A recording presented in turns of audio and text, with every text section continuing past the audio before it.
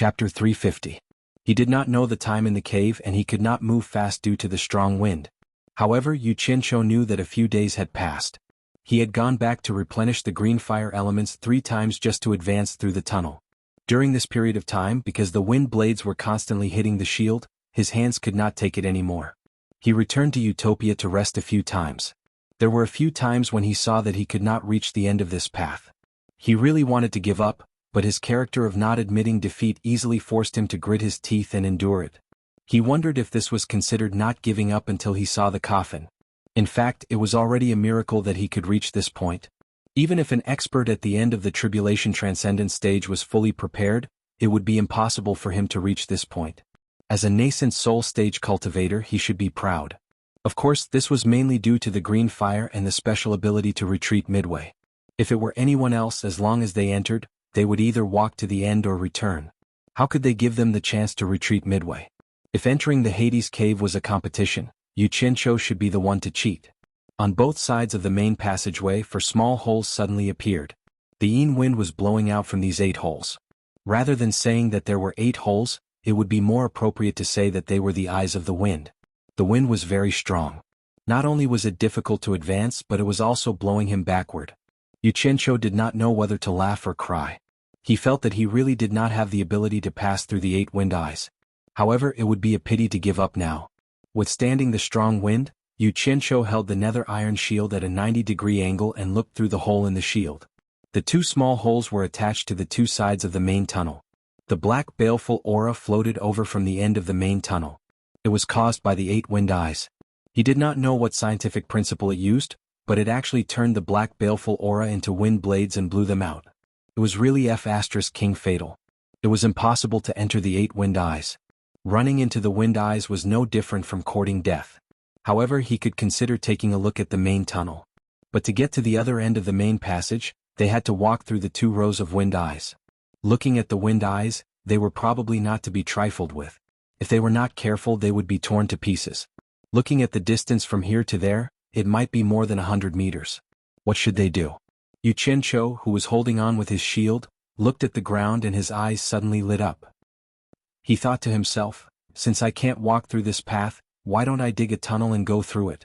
Not bad. Looks like I can only use the stupid method. Only someone with this kind of ability like him could come up with such a crazy idea to dig a hole under a whole piece of nether iron. Just think about it, even a small piece of nether iron was difficult. Who would think of digging a hole?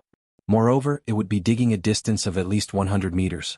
Holding the shield, dozens of green fire flying swords surged out of his body. They gathered together and dug into the ground. The pieces of nether iron that were dug out were immediately blown away by the cold wind. Not long after, the green fire flying swords drilled into the ground. Yu Qianqiu moved over with great difficulty. The green fire flying swords on his body surged crazily, and he crawled in with a whoosh. He dragged the shield behind him in case of any accidents. After entering the hole, he realized that the diameter of the hole was too small. It was only a square meter and it was difficult for him to squat down. Hence, 100 green fire flying swords shot out at the same time, and soon, a hole that was 1 meter wide and 2 meters tall appeared. Finally, he could stand up comfortably.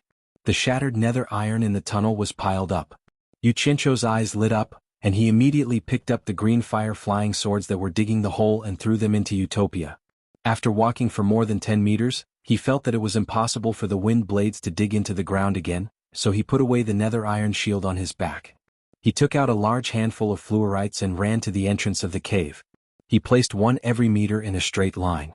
This was naturally for positioning. He was afraid that he would dig in the wrong direction. What if he dug into the eye of the wind? After digging for dozens of meters, Yu Qianqiu retracted the green fire on his body. As the baleful aura and cold wind could not enter this place, he turned around and raised his middle finger at the entrance of the cave behind him. He said in disdain, "Black and swarthy wind blades, I look down on you." He then glanced at the fluorites on the ground and saw that they were still in a straight line. Only then did he release his divine sense and follow behind the green fire flying swords that were digging the hole. He quickly swept the nether iron into Utopia. The tunnel was eerie, and only the 100 flying swords were shining with a demonic green light. Don't ask me where I come from. My hometown is far away, why do I wander? Yu Qianqiu proudly sang a song with his hands behind his back. When he found that there were 200 fluorite stones on the table, he stopped singing. The distance between each fluorite was about 1 meter, which meant that there were now 200 meters. They should have passed through the 8th eye of the wind. Yu Qianzhou's expression turned solemn. He took out the nether iron shield again and covered his body with green fire again. He controlled the 100 flying swords to dig diagonally upwards. As expected, once the hole appeared, a large amount of black mist-like baleful aura surged in. The moment it touched the green fire flying swords, it would sizzle. It was the same when it touched the green fire flying swords on Yu Qianzhou's body. Yu Qianzhou was in for a penny, in for a pound. Since it had already come to this, he simply controlled the flying swords to dig a very generous exit. Then he summoned the flying swords to protect himself and carefully walked out. As expected, he had already passed through the eye of the wind and was more than 50 meters away. It was very quiet in front, and only the whistling sound of the wind behind him could be heard. Oh my! He didn't know how far he had walked, and he didn't know if there were any powerful things in front of him. Yu Qianzhou walked forward with some trepidation. The strange thing was, other than the dense black mist-like baleful aura that was everywhere, there seemed to be nothing else. There wasn't even a trace of the Yin wind from before. It was just that the consumption of the green fire was very high, so it didn't seem to be too dangerous. He had the protection of the green fire, so he didn't have much of a reaction. However, he didn't know that such a dense black mist-like baleful aura was a fatal blow to others. No matter how high one's cultivation was, it was already not easy for them to endure such a long distance ahead. Now that they encountered such a dense black mist-like baleful aura, it was extremely dangerous. Yu Qianzhou gradually increased his pace. After walking for about 1,000 meters, he suddenly had an indescribable strange feeling. It felt a little chilly. Logically speaking, being wrapped in the green fire, it shouldn't be cold. He thought about it and guessed that it was just a psychological effect. He didn't think too much about it and continued forward. Who knew that the further he walked, the colder he felt. In the end, he was actually shivering in the green fire, and his teeth were chattering. Only then did he feel that something was wrong. Could it be that he was almost at the end of the 9 Netherworld cave? Otherwise, how could it be so strange? Perseverance was victory. The green fire on Yu Qianzhou's body flared up, hoping to expel the cold. However, he felt that the coldness in his body came from his bones. Even with the green fire, it was useless. The further he walked, the colder it got. His body felt like it was going to freeze. It was a cold feeling that reached his soul. This feeling made people feel like they could smell the scent of death. It was rather heart-palpitating. Yu Qianzhou immediately stopped and didn't dare to walk forward. Suddenly, there was a faint flash of fiery red light in front of him. It made people feel that it was the end. However, that feeling was too terrifying. Yu Qianzhou hesitated again and again, but in the end, he gritted his teeth. After working so hard, he couldn't give up now. His legs trembled as he continued forward. The further he walked, the thinner the black baneful aura became. Slowly, it stopped spreading throughout the entire tunnel and gathered at the top of the tunnel. The black clouds flowed into the tunnel at the back like water. It was probably the airflow produced by the wind eye inside that sucked it in. Red light filled his vision, but Yu Qianzhou felt his vision and consciousness become blurry. He vaguely sensed that he had reached the end and subconsciously stopped. He kept calling out to himself in his heart, "I can't stay here any longer. Otherwise, my life will be in danger. Return to Utopia. Return," he kept calling out in his heart, but his consciousness was very scattered. His divine sense was unable to lock onto Utopia and return. His body also felt colder and colder, almost to the point that he couldn't move. The green fire outside his body gradually shrank, and he was in a precarious situation. Chapter 351. The chilly wind in the 9th Netherworld cave blew out as usual. Yu Qianzhou had been inside for half a month, but there was still no reaction. The group of people waiting outside the cave gradually felt their hearts grow cold. They all had a bad premonition, but they still stood guard outside, clinging to a trace of hope. Clang, clang. A faint sound came from inside the cave. The 10 ghost generals guarding the cave were the first to hear it, and they all turned around to look. Although the people on the opposite cliff were not as close as them and did not hear the sound, they were all attracted by the unusual behavior of the ghost generals. Could it be that Yu Qianzhou had returned? The same thought appeared in everyone's mind, and they all stared at the cave entrance. The ghost generals at the cave entrance did not see anyone coming out, but they saw some black stones rolling weakly to a place not far from the cave entrance and stopped. The wind at the entrance was probably not strong enough to blow the stones out of the cave. 2 ghost generals dashed in and picked up a few stones to take a look. They were instantly shocked. The two nodded and shot out of the cave, flying to the side of Yuji on the opposite cliff. Madam, look, it's nether iron. Not far from the cave entrance, a lot of it has been blown out by the wind, and there are faint sword marks on it. A ghost general handed over the nether iron in his hand and said. Yuji took the nether iron and her eyes lit up again. She ordered, the two of you, quickly go and collect all the nether iron that can be collected at the cave entrance. The two generals obeyed, and in no time, they had gathered a large pile of nether iron on the cliff top. The group of people watched, and after Zhang Lingshan checked, he stood up and said to Yuji, Madam, nether iron is not afraid of the chilly wind and the black wind blades, and ordinary magic tools are useless against it. Moreover, there are sword marks on every piece of nether iron, and it is obvious that someone used a sword to dig them out.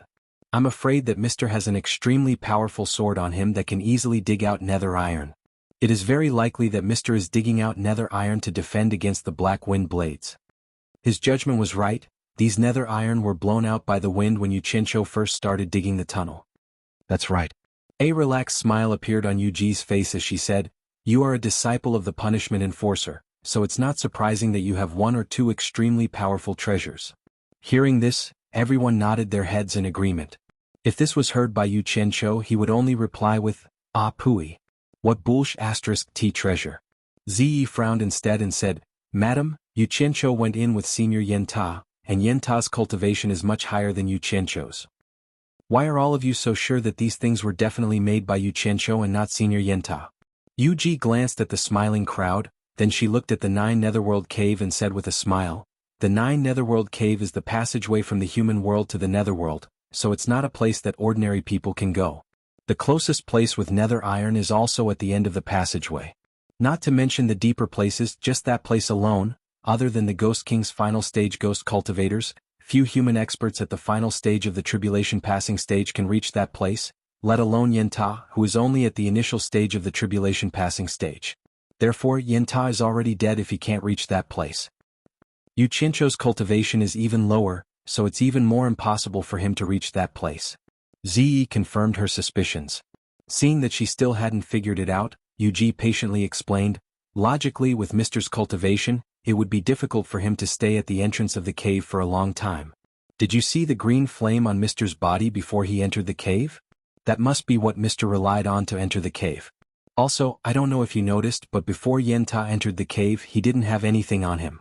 It's impossible for us to leave anything that could threaten Mr.'s safety on him, so the black iron that came out earlier couldn't have been brought in by Yen Ta, and it's even more impossible for a treasure to excavate the nether iron in front of us. Moreover, although Mr.'s cultivation isn't high, his magic power is profound. At least, I saw with my own eyes that he killed a demon king at the final stage of the tribulation passing stage with a raise of his hand. Mr. is only at the initial stage of the tribulation passing stage, so it's naturally not a problem for Mr. to deal with Yen Ta.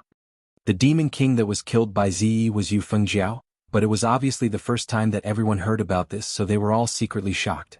Ziyi's expression changed, and she thought about what her master had told her before. When there was danger, he should run first, and that brat definitely had the ability to protect himself.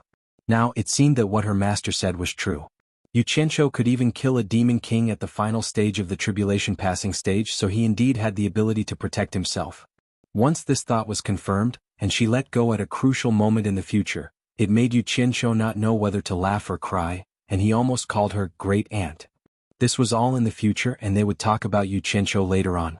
Yu Qianqiu, who was in a critical situation, gradually fell into a state of unconsciousness, and finally fell softly to the ground. The blue fire on his body had already been completely absorbed into his body, and it was also fortunate that the black fiend had flowed in from the top of the cave, or else it would have been terrible. In a daze, Yu Qianqiu suddenly opened his eyes and woke up, and found that he was actually lying on the ground, so he hurriedly got up. Just as he was rejoicing that he was fine, he suddenly saw another person lying at his feet, and was shocked on the spot. He thought to himself, could it be that someone had also broken in and had also fainted like me? When Yu Qianqiu bent down to see that person's appearance clearly, he instantly felt as if he was struck by lightning, and took a few steps back. If he did not see wrongly, that person looked exactly the same as him, and that person's attire and accessories, it was clearly him. Feeling bewildered, Yu Qianqiu squatted down, and wanted to turn that person over to examine him properly, in order to resolve the doubts in his heart. Who knew that when his hand touched that person, it actually passed through his body, and he did not know whether the person on the ground was an illusion or he was an illusion. How could this be? Could it be? Could it be? He thought of a chilling possibility: he might have already died or his soul had left his body. In great shock, he shook his head woodenly and retreated. He could not accept this kind of result. Who knew that when he moved a little further away from the person lying on the ground, his whole body actually floated up lightly, and a strong suction force came from the place where the red light was shining at the end of the tunnel, and dragged him over. Don't. I haven't lived enough, I don't want to die. Yu Qianqiu struggled with all his might in the air, but it was useless. That mysterious force made him unable to resist. At this moment, the person lying on the ground suddenly emitted a burst of golden light, and immediately after, a brilliant silver light pillar shot out like a galaxy, directly enveloping Yu Qianqiu, who was struggling in the air, cutting off that mysterious force, and actually slowly pulling him back. The scenery in front of Yu Qianqiu's eyes changed, and he suddenly found himself in the vast and brilliant universe. In the vast universe, the galaxy was brilliant, and the stars formed a nebula, eternal, lonely, desolate, and beautiful, and he was floating in the endless universe. *CK. Could it be that I am dreaming? Yu Qianqiu was stunned, and just as he was trying to figure out what was going on, his vision suddenly turned black and he fainted again. After a long time, Yu Qianqiu, who was lying on the ground, opened his eyes again and suddenly jumped up. He anxiously looked around and did not see the person he saw in his dream on the ground. His hands touched all over his body, and he finally heaved a sigh of relief, patting his chest in relief, and said, Good, good, I was wondering why I ran into the universe again. There are no sci-fi blockbusters to watch now. So it was a dream. I was almost scared to death. Chapter 352. But there was one thing that had aroused his suspicions. That bone-chilling cold had been carved into his bones. And the matter of him fainting just now was definitely not a dream. It was something very real. Strange, he didn't feel that cold anymore, just a little chilly. Something was fishy. As Yu Qianqiu was pondering, he saw that he was safe and sound even without the protection of the blue flames. He looked up at the black fiends floating above him and immediately understood. His gaze fell on the end of the red light and he carefully walked over. When he reached the cave entrance, he was immediately stunned by the scene before him. He was at the entrance of a cave on the cliff of a huge underground space. In front of him were endless raging flames that soared to the sky, black flames. Below was the molten red lava, which also dyed the black flames red. However, it was easy to tell that these flames were black in color. Massive black lotuses grew in the lava, and the raging flames were the result of the black lotuses. They were in the exact same form as the blue lotuses he had seen in Twilight Valley, but the blue lotuses were not as long as the black lotuses. In short, the entire scene was very grand and imposing. Yu Qianqiu had seen the blue flames bred by the blue lotuses, so he naturally understood what the black lotuses before him signified. It was clear that this black sea of flames was the netherworld flame Yuji had spoken of, the legendary netherworld ghost flame of the demon realm, and also one of the three true flames he desired, black flame. After so much trouble, he had finally arrived here. Yu Qianqiu was rather excited, but his joy didn't last for long. That bone-chilling cold from before stealthily crept over his body, and he couldn't help but shiver. It felt like even his blood was about to freeze. Damn. Was he going to faint again? What the hell was going on here? As he sensed that his consciousness was getting a little dizzy, Yu Qianqiu became bewildered. At this moment, the nascent soul sitting cross-legged in his dantian exploded with golden light, and the entire nascent soul transformed into a small golden man of sparkling light. A warmth flowed from his dantian to his entire body, instantly dispersing the cold. The golden light on the nascent soul also slowly faded. Yu Qianqiu was slightly startled, but he was immediately delighted. It seemed that the golden bead was working again. There was something strange about this place. It was not advisable to stay for long. Yu Qianqiu poked his head out of the cave and quickly looked around. Although the sea of fire in front of him was dyed red, the top of the fire was clearly black. Black smoke was rising from the top of the blazing fire, gathering above the huge underground space like a dark cloud. Perhaps it was because of the airflow produced by the wind eye behind them. A strand of the black clouds that had gathered above them was continuously sucked into the cave. He immediately understood that the so-called black fiend was the remaining smoke of the black fire, and it was precisely this remaining smoke that formed the most difficult obstacle to enter the 9th netherworld cave. Just the smoke alone was so powerful, so the black fire itself must be even more powerful. Yu Qianqiu licked his lips as he stared greedily at the sea of fire. He immediately noticed something strange. The black fire was also fire, and there was also the molten lava below. Logically speaking, he should have been able to feel the intense heat if he wasn't standing too far away, so why did he feel a little chilly instead? This was far too abnormal.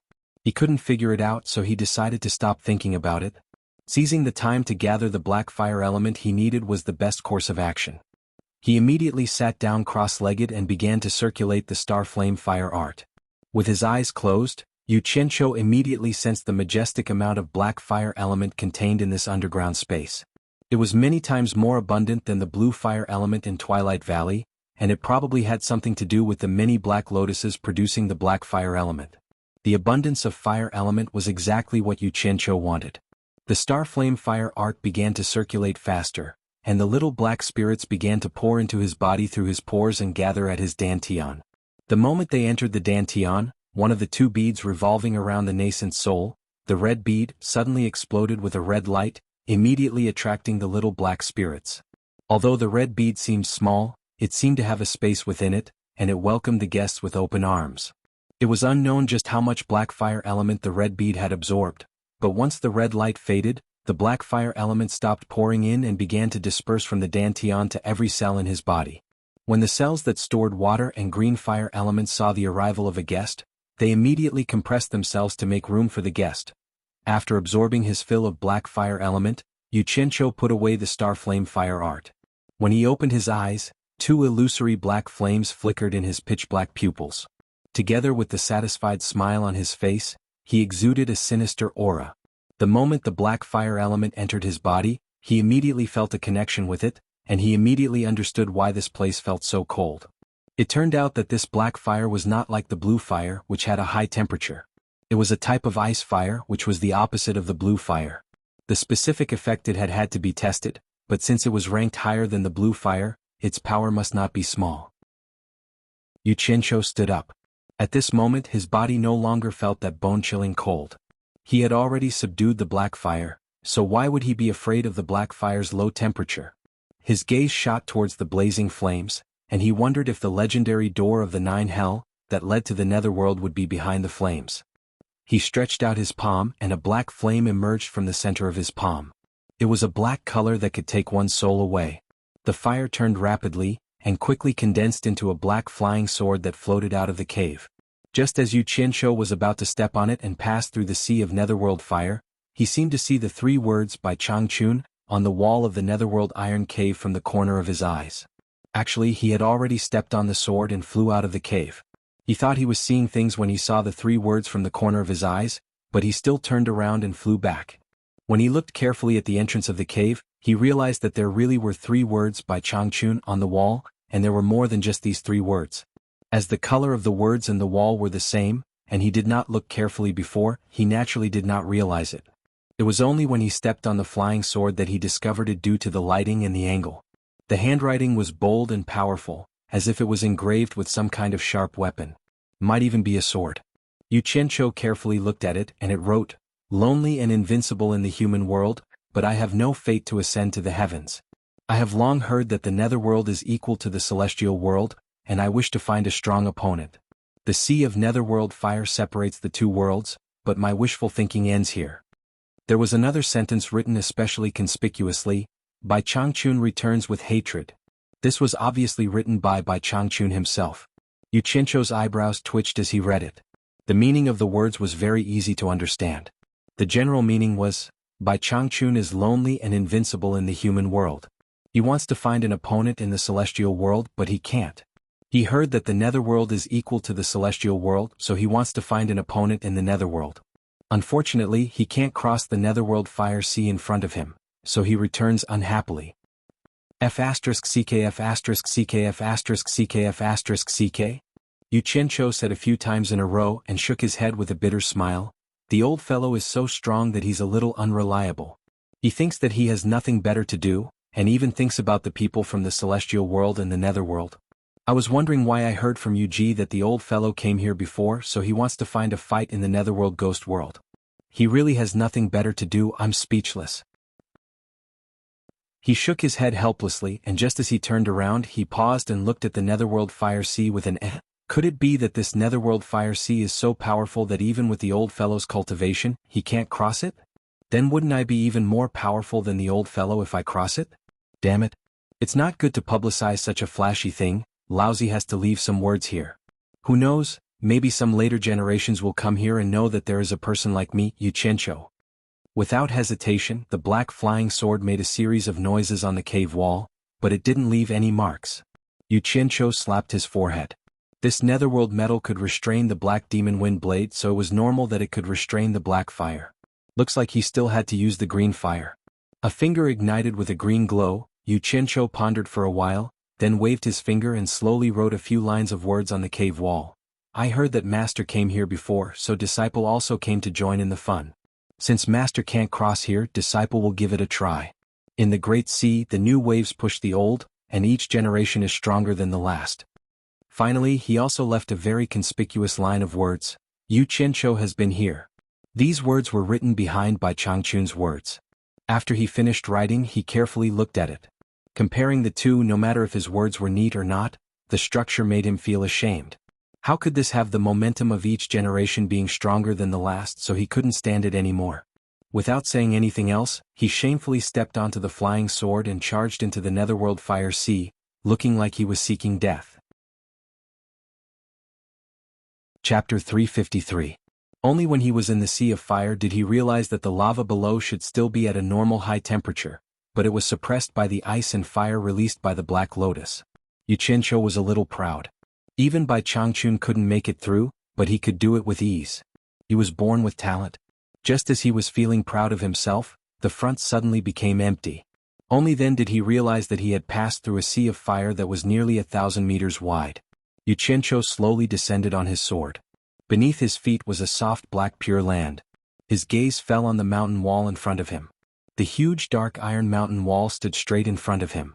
It was curved in shape and carved with skulls of different sizes. There seemed to be adults and children's skulls. Against the fiery red light of the molten lava, the entire mountain wall seemed to be piled up with skulls.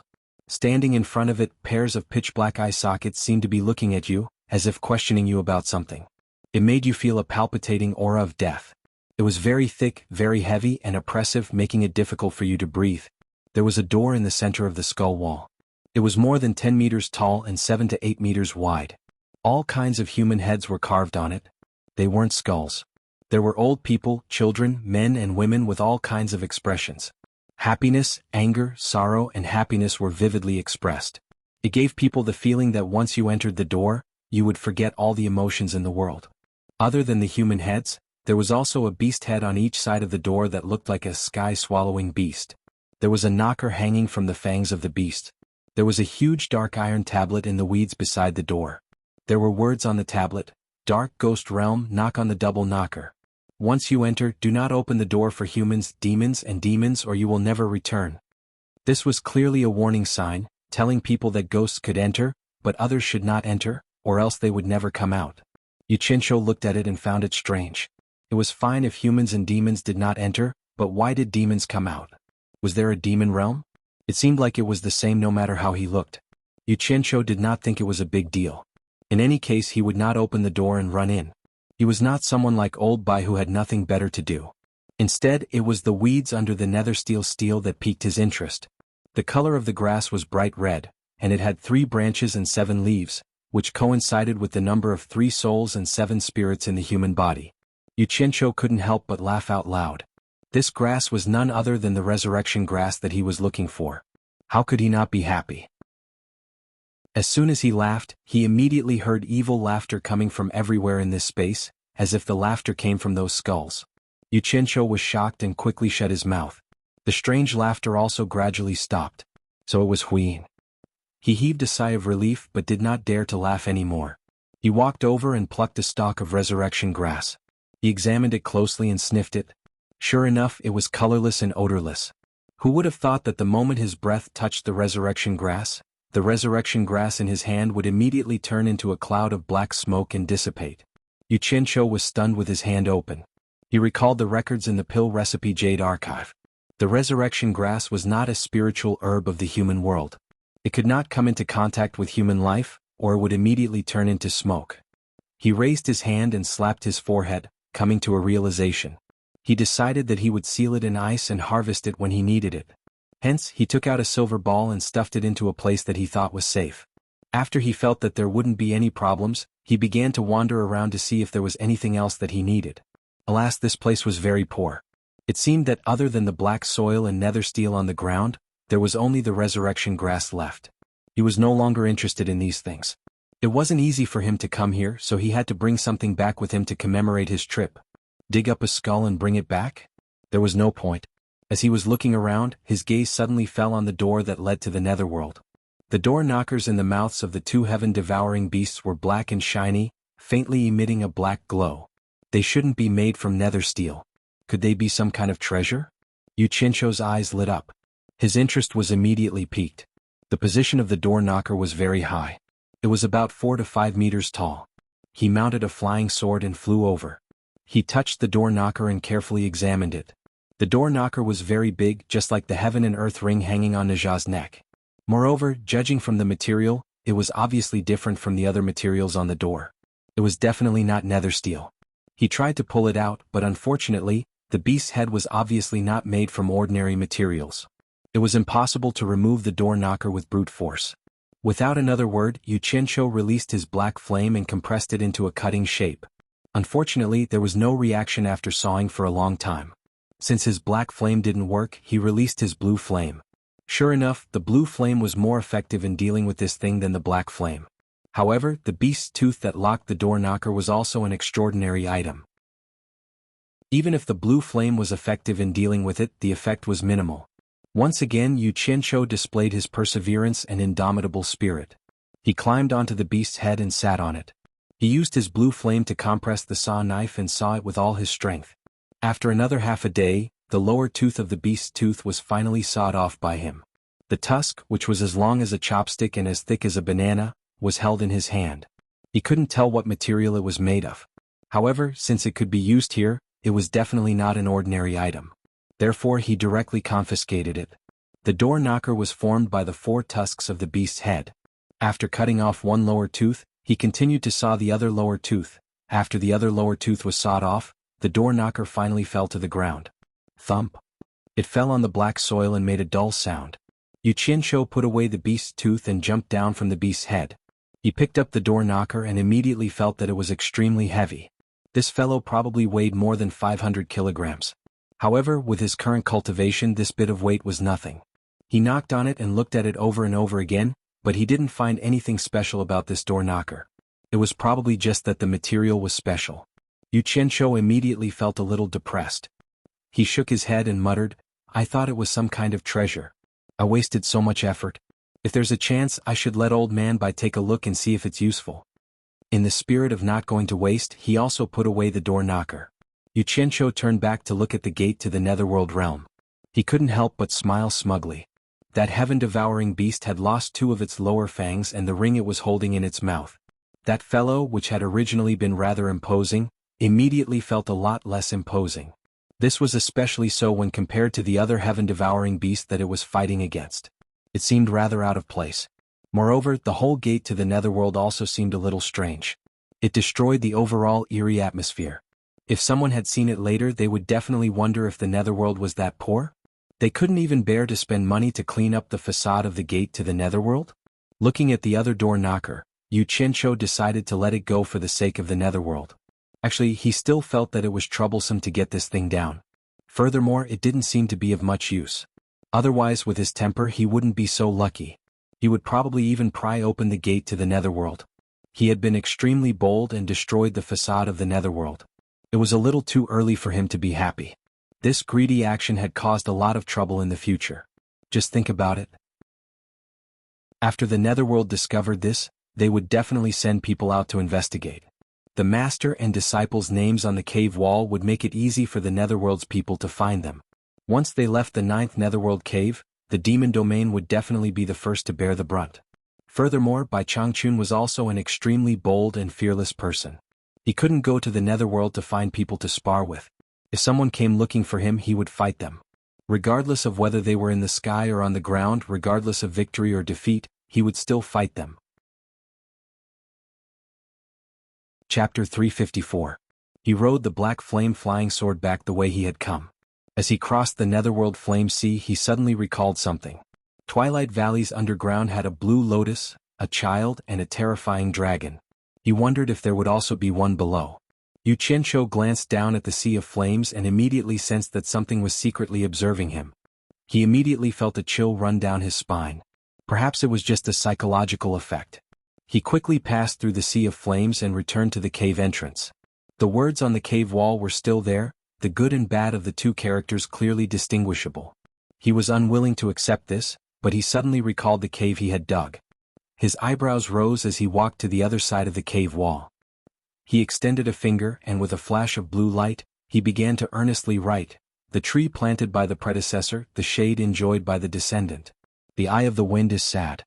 This one was kind and dug a tunnel to make it convenient for the descendant to enter. Finally he signed, Yu Qianqiu. Yu Qianqiu took a few steps back and nodded in satisfaction. He muttered, "One naturally has to leave their name after doing a good deed. At least it's a good example to learn from." He didn't know how many days he had been here, but it was time to go back. He thought of using teleportation to leave the 9 Netherworld cave, but he felt that it was inappropriate, so he gave up. He strode back the way he had come. When he reached the area filled with the Black Fiend, his entire body ignited with black flames. Wisps of fiendish energy drifted out from the top of his head like black smoke. Compared to when he had been possessed by the blue flames, he now seemed to possess a heart-palpitating evil aura. Since the Black Fiend was produced by the Black Flames, the Black Flames should be able to restrain the Black Fiend. This was what Yu Qianqiu thought, and the results did not disappoint him. The thick Black Fiend immediately dodged to the side when it encountered the Black Flames. The path ahead was too dark. Although the Black Flames were eye-catching, they had no illuminating effect. Yu Qianqiu threw out a blue flame flying sword and led the way. He quickly followed, quickly arriving at the cave he had dug. He glanced at the eye of the wind in front of him. Even with the protection of the Black Flames, he was still somewhat afraid. In the end he decided to go through the tunnel. When they reached the end of the tunnel, they saw that the hole they dug at the beginning was too small and they had to crawl to get out. Hence, a few blue fire flying swords flew out and quickly made a beautiful exit. Then, with the black flame wrapped around him, he slowly stretched out a hand to test it. He saw several spinning wind blades coming at him turn into black fiends the moment they touched the black flame and were blown away by the chilly wind. He immediately felt relieved. People drive sports cars for a spin, but it seems like I have to ride a flying sword in the 9th Netherworld cave. Yu Qianqiu laughed weirdly as he hopped onto the black flame flying sword. A green light shot out of the cave entrance and he chased after them. Who knew that as soon as he came out of the cave, he would almost be blown off the sword by the strong wind. Hence, he squatted on the sword to reduce the wind resistance, and only dared to stand up openly after flying for a long distance. Along the way the green flame flying sword led the way. Riding on the black flame flying sword and protected by the black flame, he was not afraid of the Yin wind and the black demon wind blades. In the 9th Netherworld cave, Yu Qianqiu rode on the sword with the help of the wind. The speed he was traveling at was worlds apart from the speed he used to come here. In the cave he fully displayed his superb sword-riding skills. He also quickly turned and skimmed through the twists and turns. Drifting on a flying sword, that was a great feeling. Just as a green light flashed by, one could see him quickly chasing after them while laughing wildly. Outside the 9th Netherworld cave, a month had passed. Everyone was still waiting on the cliff for Yu Qianqiu to return. Too much time had passed and everyone actually did not have much hope in their hearts. However, no one wanted to give up and hoped for a miracle. It should be known that if something happened to Yu Qianqiu here, who would bear the wrath of the torture master? It was not them. Ziyi was already sitting on the cliff, looking a little absent-minded. She was not worried about Yu Qianqiu's life or death. To be honest, she did not have a good impression of Yu Qianqiu's actions. The key was that Bai Changchun had personally asked her to come out and assist Yu Qianqiu. In the end, the person in charge died before the task was completed. How was she going to answer to Bai Changchun? Yu Ji and the other generals were also absent-minded. Everyone felt like their lives were hanging by a thread, and they were about to bear the wrath of the torture master at any time. Just thinking about it made them feel a little terrified. However, their worries were unnecessary. To Yu Qianqiu, this trip was just a daunting experience without any danger. Howl? A long howl that sounded like a ghost's wail came from the 9th Netherworld cave with the help of the wind. Then, a green shadow shot out from the 9th Netherworld cave and headed straight for the opposite cliff. When Yu Qianqiu was about to leave the cave, He suddenly retracted the black fire on his body and replaced it with the green fire. He also switched to an ordinary flying sword under his feet. The effect of the black fire was unknown, but it definitely had its unique power. Otherwise it would not be ranked higher than the green fire. He decided to hide a trump card to be used at a critical moment. The flying sword pierced diagonally into the sky. When it flew past the cliff, the green shadow disappeared, and a figure jumped up from the flying sword. After a few somersaults in the air, he landed steadily among the crowd. His movements were very natural and unrestrained. The flying sword circled in the air and shot toward the person. With a clang, a cold light flashed and it returned to the scabbard on his back. He was actually flying on a sword in the 9th Netherworld cave? The crowd did not rejoice when they saw Yu Qianqiu. Instead they were shocked. Ziyi stood up abruptly, and a look of joy flashed across her face. Yu Qianqiu looked at the crowd with a face full of smiles. He cupped his hands and said, "Sorry for making everyone wait." Yu Qianqiu apologizes. "Mr.'s back." One of the generals happily shouted. The crowd reacted and immediately burst into cheers. It was the kind of cheers that came from the bottom of their hearts. Yuji patted her chest and let out a sigh of relief. She waved her hand at the crowd and the cheers immediately stopped. She smiled and bowed. "Is Mr. well?" Yu Qianqiu looked at the crowd and laughed. "The 9th Netherworld cave truly lives up to its name. I almost lost my life in there. However, I was able to see the words left by my master in the cave, so this trip was not in vain. Sister-in-law has been worried. Fortunately there was no danger. Yu Qianqiu is well." Yuji's eyes lit up and she asked, "Did Mr. reach the bottom of the cave? Did you see the legendary 9th Netherworld door that leads to the Netherworld?" When the crowd heard this they all looked at Yu Qianqiu. Even Ziyi looked at him curiously. After all, that legendary place was not a place that anyone could go. It was good to listen and broaden their horizons. Yu Qianqiu smiled and shook his head. "I am ashamed. I tried everything but I could only reach the Netherworld Fire Sea. It was difficult to take another step. It was a pity that I did not see the legendary 9th Netherworld door." He thought that he was a low-profile person. A place that even old man Bai could not go, he would not be stupid enough to say that he went. That was purely looking for trouble. However, the crowd was envious. Yuji exclaimed, "It is not easy for Mr. to see the Netherworld Fire Sea. I have been guarding this place for so many years, but I have not been able to see it." "That's right, what did Mr. get?" Yu Qianqiu did not answer her question and smiled non-committally. He suddenly cupped his fists and said, "I have troubled sister-in-law this time. However, I still have important matters to attend to. I will bid farewell to sister-in-law and everyone here." Yuji was startled. Seeing that he was not willing to say it clearly, she did not ask further. She bowed with some disappointment. "Since Mr. has important matters to attend to, I will not force you to stay. I look forward to treating Mr. well next time." The ghost generals also bowed together. "Have a safe journey, Mr." Yu Qianqiu looked at Ziyi and nodded. The sword on his back was unsheathed, and he turned into a stream of light and left. Ziyi lightly stamped her feet. Her delicate body flashed, and she shot into the sky to chase after him, leaving behind a group of people to send him off. Ziyi caught up to Yu Qianqiu. After flying with him for a while, she suddenly asked, "Where are you going first?" Yu Qianqiu turned around to look at her. Seeing that this lass was still cold when she asked, it was obvious that she had not changed her impression of him. He could not be bothered to argue with this insensible lass and replied indifferently, "I am going to the Wu clan of the 4 great clans. They still owe me a large sum of money. I will collect the debt first." Chapter 355. What? Collect debts? Ziyi asked suspiciously. She thought she heard wrong. Yu Qianqiu nodded solemnly to show that she didn't hear wrong. He thought that it would be a waste to not bring a late-stage tribulation-passing cultivator as a bodyguard. Of course he wouldn't say this out loud. Ziyi's cold face immediately became even colder. It was as cold as ice. She said in an icy tone, "Yu Qianqiu, don't delay Senior Bai's instructions for your own personal matters. I didn't come out with you to collect debts." "Not collecting debts? Are you going to give me money?" Yu Qianqiu asked curiously. "Do I owe you money?" Ziyi said coldly. Yu Qianqiu asked again, "Then do you have money on you?" Ziyi was startled. "What money? What money are you talking about?" Yu Qianqiu countered with a question. "Spirit stones." Ziyi frowned. "What does it have to do with spirit stones?" "I don't have spirit stones." "Silly girl. Gullible." Yu Qianqiu thought for a moment and said angrily, "Don't you know that we need to spend money when we go out? My master gave us such an important mission. We have to travel around the cultivation world and there will be many places where we need to spend money. My master didn't give me money and I don't have money on me. You don't have money either. What about our food and lodging? Do you want me to accompany you to the cultivation world to beg for food? How are we going to work then? Do we really need spirit stones?" Ziyi didn't have much experience, so she asked unconfidently, "There are many places to stay in the mountains. You're at the original infant stage, so you should be able to abstain from eating.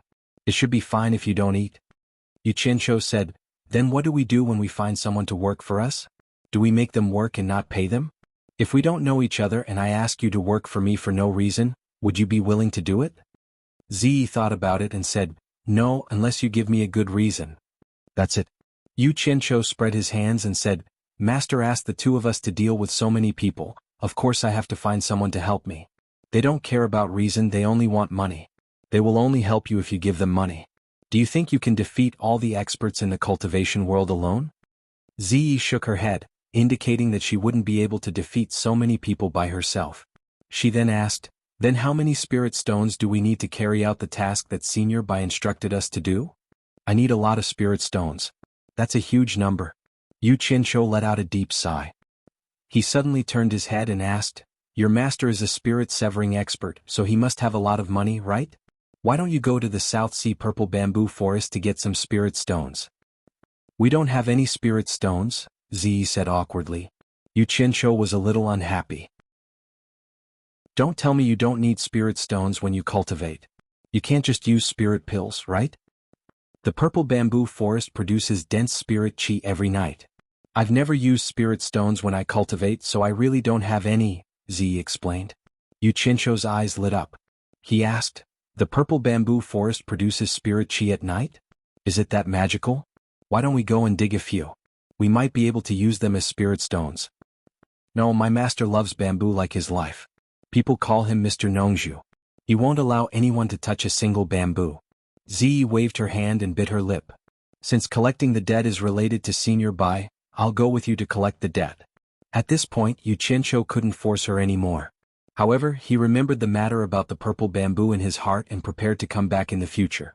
He let out a long sigh. "Ziyi, I won't hide it from you. Even if we collect the debt this time, I'm sure we still need a lot of spirit stones. For the sake of my master, I'll have to trouble you with the spirit stones in the future. This is related to Senior Bai. I'll definitely do my best and not let Senior Bai down," Ziyi said with a determined expression. That's good. After this is over, I'll definitely report to Master about your dedication." Yu Qianqiu spoke in a serious tone, but in his heart he was thinking about how he could get the daughter of a deity transformation cultivator to help out with spirit stones. For example, she would be an expert in robbery. "No need. It's my honor to work for Senior Bai," Ziyi said very politely. She didn't notice that she had fallen into Yu Qianqiu's trap. Yu Ji's territory was on the outskirts of the demon ghost region. While the two of them were talking, they had already passed through the gloomy world and left the demon ghost region. When the bright and beautiful sunlight suddenly appeared, Yu Qianqiu identified the direction and led Ziyi towards the Wu clan of the four major clans. This time he had received orders and could openly wander around the cultivation world. At least, he didn't need to be afraid of being discovered by Changchun. After a few days of non-stop flying, the two of them finally arrived at the Wu clan's Hat Island. There were many shops and people coming and going. It was a very lively place in the cultivation world. Ziyi had stayed in the South Sea's purple bamboo forest since she was a child. She rarely came out. The only reason she could come out was because her teacher had brought her to the mountains and lakes to pay a visit to an expert. She had never seen such a lively scene before. She could not help but look around curiously. As she walked, she accidentally distanced herself from Yu Qianqiu. After she came back to her senses, she quickly caught up. Ziyi rarely came into contact with the world. She had an extraordinary temperament.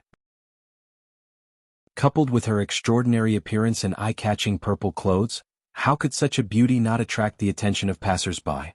Even Yu Qianqiu was constantly being looked at by people. Many of them looked at him with envy. They were all men. Yu Qianqiu understood what everyone was thinking. However, this girl's background was too powerful. Without confidence, no matter how delicious the meat was, it was not good to eat it. Otherwise he wouldn't even know when one of his teeth was knocked out. He was a little afraid of the shrewd Nongzhu. Although Yu Qianqiu rarely showed himself in the cultivation world, he was quite famous. Many people had seen him. Naturally, people recognized him when he was on the road. Immediately, someone said softly, "Look at that person. Isn't that Yu Qianqiu?" Huanjin, that scum of the cultivation world, has some guts. He killed the son of the Daluo sect's leader and still dares to parade around here. He must be tired of living. Stop talking. That guy is famous for being a lunatic. There is no one he doesn't dare to fight. Be careful that you will be killed by his star flame fire spell, before the Daluo sect can find him. Those who could be here were all cultivators.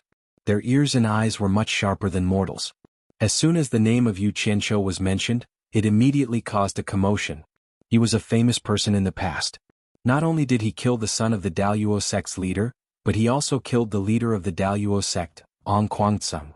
How many people in the cultivation world would have the guts to do that? Most of the people on the street consciously stood on both sides and made a path for them. They whispered to each other as if they were ready to watch the show. Yu Qianqiu heard a lot of people's conversation, but he pretended not to hear it. He brought an expert in the end stage of the God's test to go shopping. He was not afraid of anything. He was not afraid of anyone looking for trouble. Ziyi didn't know that she had become Yu Qianqiu's support. When she heard everyone whispering about Yu Qianqiu, she couldn't help but look at him a few more times. She didn't expect him to be so famous in the cultivation world. When they passed by the shop on Fuxian Island, the shop manager, Wan Yuan, also heard the news and stood in front of the shop. He was an acquaintance of Yu Qianqiu. When Yu Qianqiu saw him, he was stunned. He remembered that Wan Yuan had no enmity with him and had taken care of him before. He immediately nodded with respect. Wan Yuan shook his head and sighed. This disciple was actually quite good. He also felt that it was a pity that the sect lost such an outstanding disciple. When the two of them walked to the Gulu residence, and were about to enter, they saw a waiter wearing the Wu clan's clothing running out. When he saw Yu Qianqiu, he bowed and called out, "Mr. Yu." After that, a flying sword flew out of the storage bag and he quickly flew towards the Wu clan. Was he going to report? Yu Qianqiu sneered and glanced at him. He led Ziyi in. The shopkeeper heard the news and walked over quickly. He bowed and said, "Mr. Yu has arrived. Please go to the private room upstairs." The Wu clan was looking for Yu Qianqiu everywhere. How could he dare to neglect him? "I have a distinguished guest. Bring me the best dishes." Yu Qianqiu said bluntly and went upstairs with Ziyi. The customers downstairs all watched as he went upstairs. The clean and tidy private room was open to receive the guests. The shopkeeper personally welcomed the two of them in and asked if they had any special requests. Yu Qianqiu said to Ziyi, who was looking around curiously, "Ziyi, order whatever you want to eat. It'll be a waste if we don't eat. Someone will treat us later. We don't have to pay for it." This guy's tone was unkind. The shopkeeper's expression changed. He smiled awkwardly and said, "You don't have to pay for it. As long as our shop has it, order whatever you want." Before he could finish his words, there was a commotion coming from below. Someone laughed and said, "Once this lunatic appears, there will be a show to watch immediately. This is great." A group of people ignored the Wu clansman's obstruction and forcefully rushed up. The leader was the manager of Daluo sect's shop on Hat Island, Yi Haiping. He had met Yu Qianqiu before, so they knew each other. As soon as he entered the private room, he shouted at Yu Qianqiu, "Yu Qianqiu, you finally show your face. Don't even think about running away today." The shopkeeper's expression changed. He said coldly, "Manager Yi, what do you mean? You brought people to break into my Gulu house. Don't you think you have no respect for the Wu clan?" "Shopkeeper Wu, we Daluo sect have offended you today. We will come to apologize another day. This man killed many of our disciples. We can't let him go today no matter what." Yi Haiping cupped his fist and said, "What a joke." Yu Qianqiu sneered and sat down. He looked at Yi Haiping and said disdainfully, "Yi Haiping, what do you think of your cultivation compared to Zhu Xianxian's? He tried to escape when he saw me, but you guys dare to say that you won't let me go? Aren't you overestimating yourselves?" His cultivation was no longer the same as it used to be. He had reached the original infant stage. Most of the people from Daluo sect were at the core formation stage. Only Yi Haiping's cultivation was higher than his. However, Yi Haiping's cultivation was no higher than the passing calamity stage. Otherwise, he wouldn't be the manager of this shop. Yu Qianqiu's fire spell was extremely powerful. He didn't even care about the passing calamity stage. Why would he be afraid of a group of people like this?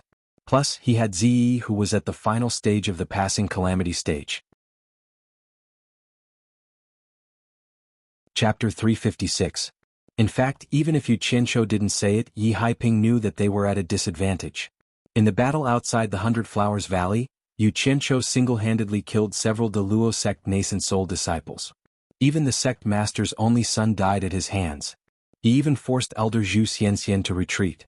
Yu Qianqiu's Starflame Fire art became famous after that battle. Now that their cultivation was far inferior to those of the same sect, how could they take advantage of the situation? However, Yu Qianqiu's appearance on Hat Island had attracted everyone's attention. As the representative of De Luo sect on Hat Island, he had no choice but to come even if he knew he was no match for Yu Qianqiu. If he retreated, not only would the world of cultivation laugh at him, the De Luo sect master would be the first to punish him. The ashen-faced Yi Haiping was in a dilemma when the sound of hurried footsteps came from downstairs. Wu Sihai personally came with a smile on his face and a few elders. But when he saw Yi Haiping and his people blocking the door, his face immediately sank and he said, "What is the meaning of this?" The innkeeper hurriedly bowed and explained the whole story from beginning to end. Wu Sihai immediately said in a deep voice, "Manager Yi, your De Luo sect is indeed a large sect, but the world of cultivation has its own rules. How dare you be so arrogant? Do you think the four great clans are easy to bully? Yi Haiping, are your actions today representing the De Luo sect?" Yi Haiping's expression was uncertain. He suddenly cupped his fists and said, "I, Yi Haiping, cannot represent the entire De Luo sect, nor do I dare to bully the four great clans. Wu family head, I have offended you today. Let me report this matter to the sect first. Farewell." Without another word, he turned around and left, quickly leading the group of disciples downstairs. In fact, Wu Sihai's arrival gave him a chance to step down. When he reported to the sect, he could say that because the Wu clan's clan head, one of the four great clans, had interfered, he could naturally avoid punishment. He could also avoid direct conflict with Yu Qianqiu. "I won't send you off." Wu Sihai coldly snorted, expressing his dissatisfaction. When he turned around to look at Yu Qianqiu, a smile once again appeared on his face. When he saw the extraordinarily beautiful Ziyi, he couldn't help but frown. He didn't know what relationship she had with Yu Qianqiu, and he thought of his own granddaughter. However, he still smiled and said, "Yu Qianqiu, you really made it easy for our Wu clan to find you. Previously it was really a misunderstanding. Please don't take it to heart." Yu Qianqiu raised an eyebrow and sneered, "Let's not talk about this now. I'm hungry. If you have anything to say you can talk after you're full." "Good. Good. You should talk after you're full. Bring out the best wine and dishes." Wu Sihai ordered the shopkeeper beside him. After the shopkeeper left, he sat in front of Yu Qianqiu and kept smiling. He didn't know what to say. Finally, he looked at Ziyi and nodded with a smile. "This young lady's cultivation is obviously higher than mine. I'm afraid she is an expert at the final stage of the crossing calamity stage. However, she looks unfamiliar. May I know which sect she is from?" Ever since there were many people, Ziyi's expression hadn't changed at all in front of outsiders. She hadn't opened her mouth to speak. Now that Wu Sihai asked her, she looked at Yu Qianqiu and said, "Is this the person who owes you money?" This question was a bit too direct and didn't beat around the bush at all. Wu Sihai, who was pouring himself a cup of tea, choked when he heard this. He forcefully swallowed the tea in his mouth and coughed repeatedly as he looked at Yu Qianqiu. He thought, did this brat bring an expert here to collect the debt? Hearing this, Yu Qianqiu cheered in his heart. It was really great to have this stubborn girl here. He wanted to use Old Man Bai's name to suppress Old Man Bai's juniors and make it easier for him to earn money. However, if Old Man Bai found out, he didn't know what the consequences would be. He didn't know what to say. Why didn't he think of using this girl? Old Man Bai definitely wouldn't do anything to this girl. He had an idea in his heart, but on the surface he said nonchalantly, "Let's talk after eating." As expected, Ziyi frowned slightly and said, "Yu Qianqiu, is your food more important or what Old Man Bai told us more important?" As soon as the words Old Man Bai came out, Wu Sihai and the four elders behind him changed their expressions. Wu Sihai couldn't sit still anymore. He jumped up and asked, "Is the Old Man Bai you mentioned my ancestor?" Ziyi's expression was indifferent. She said straightforwardly, "I don't know you nor do I know your ancestor." Wu Sihai was speechless. He looked at Yu Qianqiu anxiously. Yu Qianqiu understood their feelings. Rubbing his hands together, he explained embarrassedly, "She's the disciple of your ancestor's best friend. Her master is also an incredible figure. Wu Sihai and the others were shocked. Bai Changchun was a soul formation final stage expert. His friend would not be an ordinary person. No wonder this girl looked so young but had the cultivation of tribulation final stage. For a moment, Wu Sihai and the four elders stood up and bowed to Ziyi. They seemed a little reserved. Ziyi looked at Yu Qianqiu in confusion and said, "What's going on? Old Man Bai's surname is Bai and their surname is Wu. Why would they call Old Man Bai ancestor? Besides, I never heard my master say that Old Man Bai has a son outside. Even if it's true as Old Man Bai's direct disciple, how can you ask Old Man Bai's descendant for money?" Yu Qianqiu was Old Man Bai's direct disciple? This news was no less than a heavy bomb. Wu Sihai and the others were shocked. Although they didn't know whether it was true or not, it was enough to stun them. Enough. Saying this was enough to collect the debt. Yu Qianqiu held back the joy in his heart. He glanced at Wu Sihai and the others and said awkwardly, Ziyi, don't mention my master casually in the future. My master doesn't want me to use his name to do things. Is this Old Man Bai's idea? Ziyi frowned and said unhappily, "Why didn't you say so earlier?" The private room immediately quieted down. Only the sound of Yu Qianqiu drinking tea could be heard. Not long after, the manager and the waiters of Gulu House filled the table with food and wine.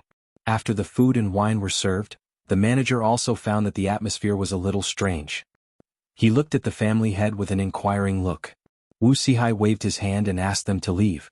After they left, an elder closed the door with a serious face. Yu Qianqiu pretended to be embarrassed to face Ziyi's blaming eyes. He picked up the chopsticks and buried himself in the food. Just like he said if there was anything they could talk after they were full. Ziyi saw him eat so much that he forgot himself. She looked at the delicious dishes on the table and even picked up her chopsticks to taste them carefully. Wu Sihai and the others stood aside silently. They didn't know what to say. Especially Wu Sihai, thinking of the relationship between his granddaughter and Yu Qianqiu, his mind was in a mess. According to the relationship between him and his granddaughter, he should be his grandson-in-law. If he was really the direct disciple of Old Man Bai, then what about the seniority? Chapter 357. When he was almost done eating, Yu Qianqiu put down his chopsticks and grabbed a white handkerchief to wipe his mouth. Ziyi looked at him and followed suit. She put down her chopsticks and grabbed the white handkerchief on the table. "Bill!" Yu Qianqiu suddenly shouted. The Wu clan's people came to their senses and looked at each other. Ziyi felt strange and asked in a low voice, "Didn't you say someone is treating us?" "Treating? In your dreams. This table of dishes costs a lot of spiritual stones. You want to treat us?" Yu Qianqiu said impatiently. He thought to himself, "This girl dares to undermine me at such a crucial time. I don't have any spiritual stones." Ziyi was like a child who had done something wrong. She then remembered that she had no money but she ate his food. She blushed and said in a low voice, "How about you pay for me first? When I go back and see my master I will ask him if he has any. I will pay you back then." Damn. Is this cold humor? Who said that this girl had a one-track mind? She is clearly threatening me. Do I dare to let Nongzhu know about this? I will be tortured by that guy. Yu Qianqiu's face twitched. He waved his hand and said, "Forget it. I will pay for you. You don't have to pay me back." After listening to their conversation, Wu Sihai finally understood. This girl in purple seemed to have a high cultivation, but she was as innocent as a piece of white paper. How could she resist Yu Qianqiu's tricks? However, this also indicated a problem. The violet-clothed woman's words from before were probably true. Wu Sihai shook his head and smiled bitterly. No need to pay, no need to pay. This meal is on me." Unexpectedly, Yu Qianqiu did not appreciate it. He sneered and said, "Senior Wu, I don't object if you want to treat us. But let me make it clear first. This meal has nothing to do with the spiritual stones that your Wu clan owes me. You still have to pay me back." "Our Wu clan never said that we won't pay you back," Wu Sihai said helplessly. "That's good." Yu Qianqiu stretched out his hand and said happily, "Where are the spiritual stones? Now give it back to me." More than 60 million upper spiritual stones. How could I carry it with me all the time? Wu Sihai smiled bitterly and said, "Yu Qianqiu, this isn't a good place to talk. You should follow me back to the Wu clan first. I will definitely give you a spirit stone." "I don't dare." Yu Qianqiu scanned the Wu clan's elders in the room and snorted coldly. "Wu Jinggang tried to kill me previously and I still remember it clearly." Wu Sihai sighed and said, "It's purely a misunderstanding. Since it's already over, don't be so calculative for Schwerer's sake. Snow. Wu Lishua? Why did he have to mention her out of nowhere? Yu Qianqiu looked at her suspiciously. Could it be that the adultery was exposed? Just at this moment, there was a cheerful noise coming from downstairs. Before he could see anyone, he heard a lady's crisp voice shouting, "Yu Qianqiu, is that you?" Hearing this familiar voice, Yu Qianqiu's expression changed instantly. Who else could it be if it wasn't Wu Lishua's voice? As expected, when the door was pushed open, Wu Lishua looked around with a face full of joy. She immediately saw Yu Qianqiu, who was staring at her in a daze. Just as she was about to run over, she heard a slight cough from the side. When she saw her grandfather and the elders at the side, she immediately clenched her hands and stopped talking. She stood beside Wu Sihai obediently, but her eyes were filled with tenderness when she looked at a certain someone. At the same time, when she saw that there was a beautiful lady in purple next to Yu Qianqiu, she couldn't help but have some doubts.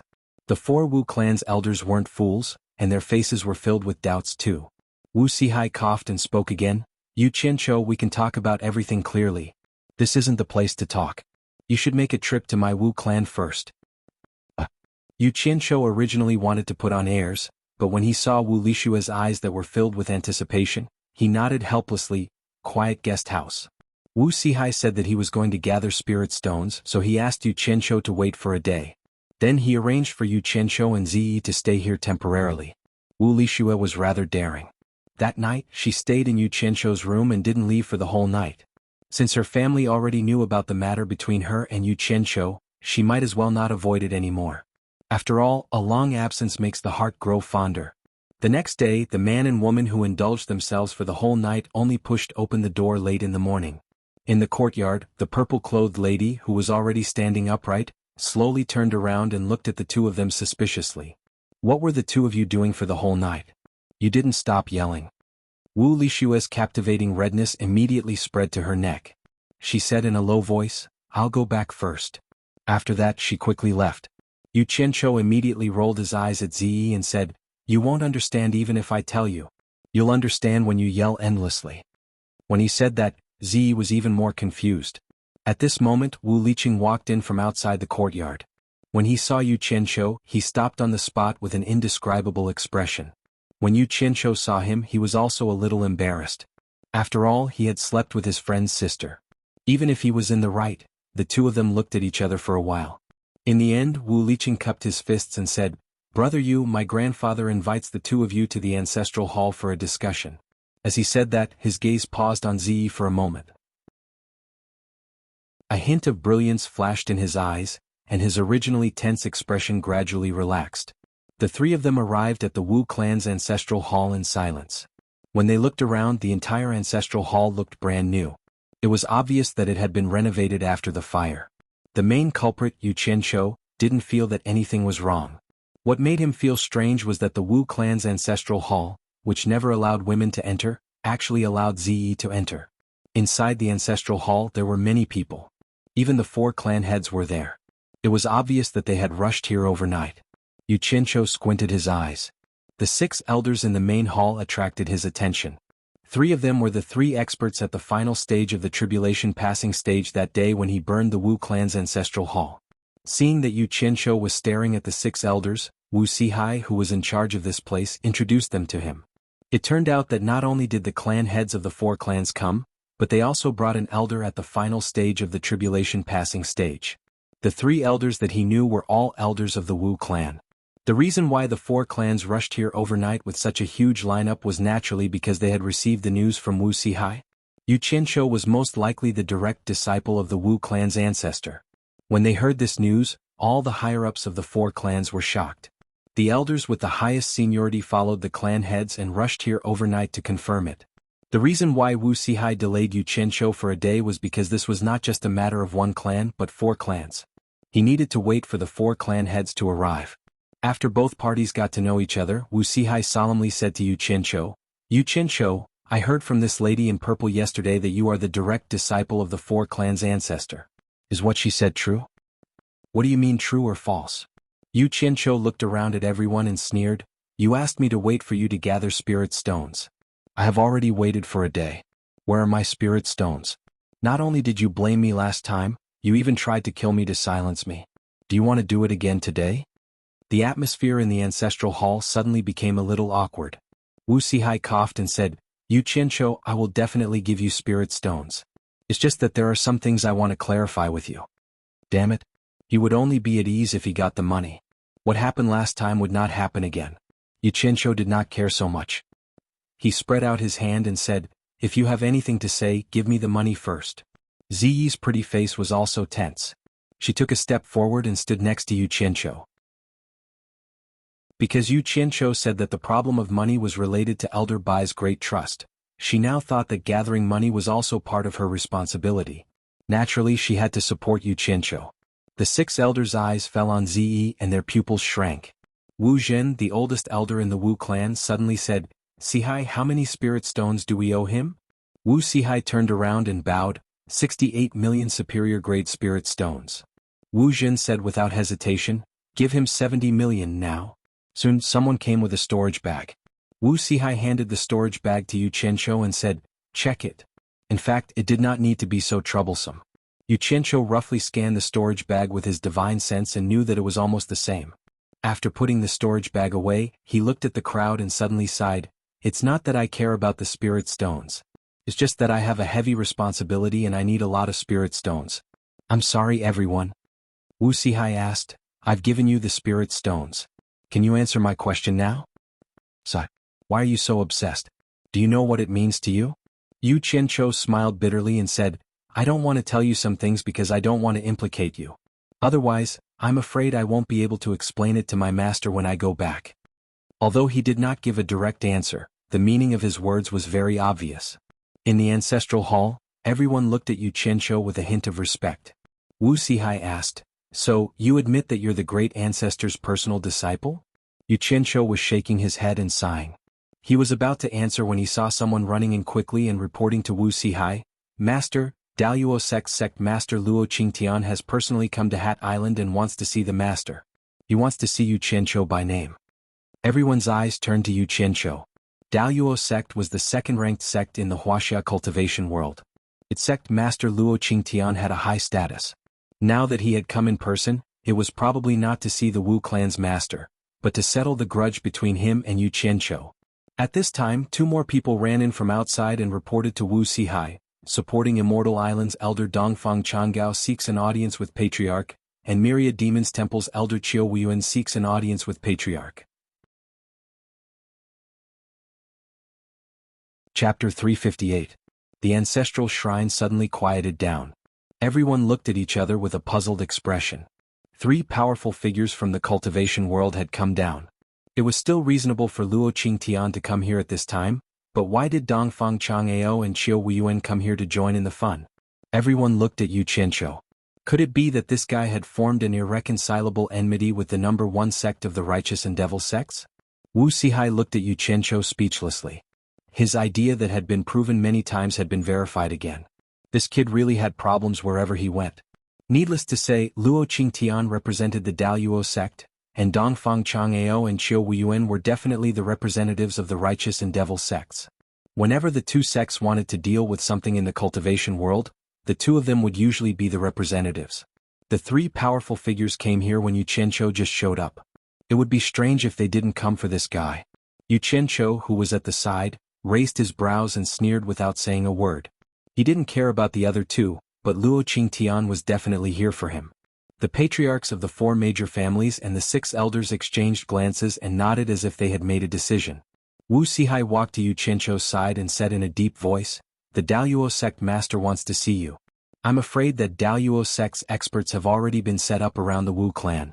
It won't be easy for you to leave the Wu clan smoothly. If you nod and confirm that you are the direct disciple of the old ancestor, the 4 major families will protect you even if we have to fall out with the Daluo sect." "No need." Yu Qianqiu snorted coldly, and a disdainful aura suddenly burst out. He looked around and said coldly, "A mere Daluo sect master doesn't need to use my master's name to protect his life. Zi, let's go and meet that Luo Qingtian." His words were filled with arrogance, especially when coupled with his imposing manner. It was as if he was a completely different person. Ziyi had always revered by Changchun, not to mention that even her own master felt inferior to him. In her heart, there was no one who could be on par with Bai Changchun. Now that she heard Yu Qianqiu's words, her pretty face immediately turned frosty. How could a mere sect leader be mentioned in the same breath as Elder Bai? She immediately followed Yu Qianqiu out of the ancestral shrine. Everyone in the ancestral hall fell silent. Wu Zhen exchanged a look with the other elders and sighed. The 4 families were founded by our great ancestor. How can we sit back and watch our great ancestor's direct disciple get into trouble? We old guys are here to watch. You 4 represent the 4 families to protect him. The 4 clan heads accepted the order and followed out. At the same time, 10 Wu clan elders also nodded and followed. The Wu clan's residence was only separated by a river from Hat Island. Yu Qianqiu and Ziyi walked to the top of the arch bridge. Looking around, there were already many people gathered on the other side of the bridge to watch the show. However, there was a large empty space near the bridge with only a few people standing there. The people who stood on both sides like enemies were naturally Dongfang Chang'ao and Qiu Wuyuan. Between the two of them, there was a person with his back facing the river bridge. He was burly and wore a black robe. Beside him stood 2 guards respectfully. Yi Haiping also stood at the side with his hands folded. Could that person be the Daluo sect leader Luo Qingtian? Yu Qianqiu squinted his eyes and stared at that person. Yu Qianqiu is here. Someone shouted, and the surrounding crowd immediately became restless. The person in the black robe turned around abruptly and happened to meet Yu Qianqiu's gaze from afar. At this time, the 4 clan heads behind the 2 of them led the 10 Wu clan elders to pass them and walk towards the people at the bridge. Both sides immediately exchanged greetings. Later, if we fight, we can't let our master's reputation down. Yu Qianqiu said softly to Ziyi who was beside him. He didn't forget to add, my master always kills when he can. He won't let a single one of them go. Ziyi nodded with a firm gaze. Yu Qianqiu could be considered to have grasped her pulse. Everything was related to Bai Changchun, and he guaranteed that she would listen to him obediently. This girl was Bai Changchun's hardcore fan. When the 2 of them walked to the bridge, they saw Qiu Wuyuan walking towards them. He laughed loudly and said, Brother Yu, long time no see. Senior Qiu. Yu Qianqiu walked over and cupped his hands in greeting enthusiastically. Qiu Wuyuan saw Ziyi beside him and was stunned. He said, could she be brother's confidant? No. Ziyi denied it coldly. Qiu Wuyuan wanted to make fun of them, but when he saw that Ziyi's cultivation was higher than his joke got stuck in his throat. He was just a little curious. How come he had never seen a woman with such cultivation before? Senior, why are you here? Yu Qianqiu asked. Nothing. Qiu Wuyuan turned his head and looked at Luo Qingtian and Dongfang Chang'ao with a smile. He said, first of all, I'm here to watch the show. Secondly, I heard that brother appeared in the Wu clan, so I came here to ask if brother is interested in joining my 10,000 demons? As soon as he said this, Luo Qingtian's gaze collided with Qiu Wuyuan's. The former stopped his conversation with the 4 major clans' patriarchs and walked over slowly. He looked at Yu Qianqiu and asked, You are Yu Qianqiu? Luo Qingtian was a strong old man with dark hair and 2 slanted snow-white eyebrows. His eyes were cold and steady, and he exuded the aura of a superior. Yu Qianqiu looked at him and replied indifferently, Yes, I am. May I know why Sect Master Luo wants to see me? Yu Qianqiu, do you think you can pretend to be ignorant today? Luo Qingtian shouted in a deep voice. A faint tyrannical aura was emitted from his body, and it seemed like he would make a move at any time. At this moment, the 4 patriarchs exchanged glances and walked over together. They stood behind Yu Qianqiu and the atmosphere was self-evident. The surrounding crowd was in an uproar again. The 4 major clans were showing their attitude to stand on Yu Qianqiu's side. Didn't that mean that they were going to be enemies with the Daluo sect? Qiu Wuyuan, who was smiling silently at the side, had his eyes lit up. He chuckled and said, Interesting. He moved his feet and actually stood side by side with the 4 patriarchs. It was normal for evil Dao and righteous Dao to go against each other. Luo Qingtian ignored Qiu Wuyuan and glanced at the 4 patriarchs coldly. He said in a deep voice, Are the 4 major clans going to be enemies with the Daluo sect? We don't dare. Wu Sihai cupped his fists and said, Yu Qianqiu is a guest invited by the 4 major clans. The 4 major clans will not let anything happen to the guest in our territory. It was very clear that the 4 major clans were going to protect Yu Qianqiu today, even if it meant going against the Daluo sect. Luo Qingtian's snow-white brows pricked up, and the atmosphere instantly became tense. Dongfang Chang'ao walked over and said, China's cultivation world is in a crisis now, and it is time for us to defend against external enemies together. All the sects must not have internal strife. I will represent supporting Immortal Island to advise everyone to discuss this. Luo Qingtian turned back and took a glance before saying coldly, "Could Elder Dongfang be stopping me from taking revenge for my son?" Dongfang Chang'eo waved his hand and said, "Sect Master Luo is mistaken. I heard that Sect Master Luo is going to visit the Wu clan personally, so I was immediately sent here. Before I came, my supporting Immortal Island Sect Master had instructed me repeatedly that if it is a personal grudge, supporting Immortal Island will not interfere. However, if it involves a battle between sects, the impact will be too great, and my supporting Immortal Island will have to interfere." Dongfang Chang'eo, are you using supporting Immortal Island to pressure me? Do you really think that I am afraid of your supporting Immortal Island? Luo Qingtian shouted in a deep voice. Sect Master Luo, please don't misunderstand. It is just that the cultivation world is in a crisis now and you should be clearer than me. At this moment we really should not expand our personal grudges. I hope that Sect Master Luo will reconsider. Dongfang Chang'eo persuaded. Alright. Luo Qingtian suddenly pointed at Yu Qianqiu and shouted, I will abandon my position as Sect Master and settle my personal grudge with him. Will he agree? Dongfang Chang'eo frowned slightly and looked at Yu Qianqiu. Yu Qianqiu, what do you think? Before Yu Qianqiu could reply, Ziyi took a step forward with a cold expression and spoke to Luo Qingtian coldly. You are the Daluo Sect Master? Are you tired of living? A young woman actually dared to speak to the Daluo Sect Master in such a manner. Everyone was shocked, and when they realized that they couldn't see through Ziyi's cultivation, they were all speechless. Ziyi, come back. Yu Qianqiu gently pulled Ziyi's arm and said with a faint smile, since someone pointed at my nose and challenged me to a duel, how can I retreat? Let me meet the world-renowned Daluo Sect Master.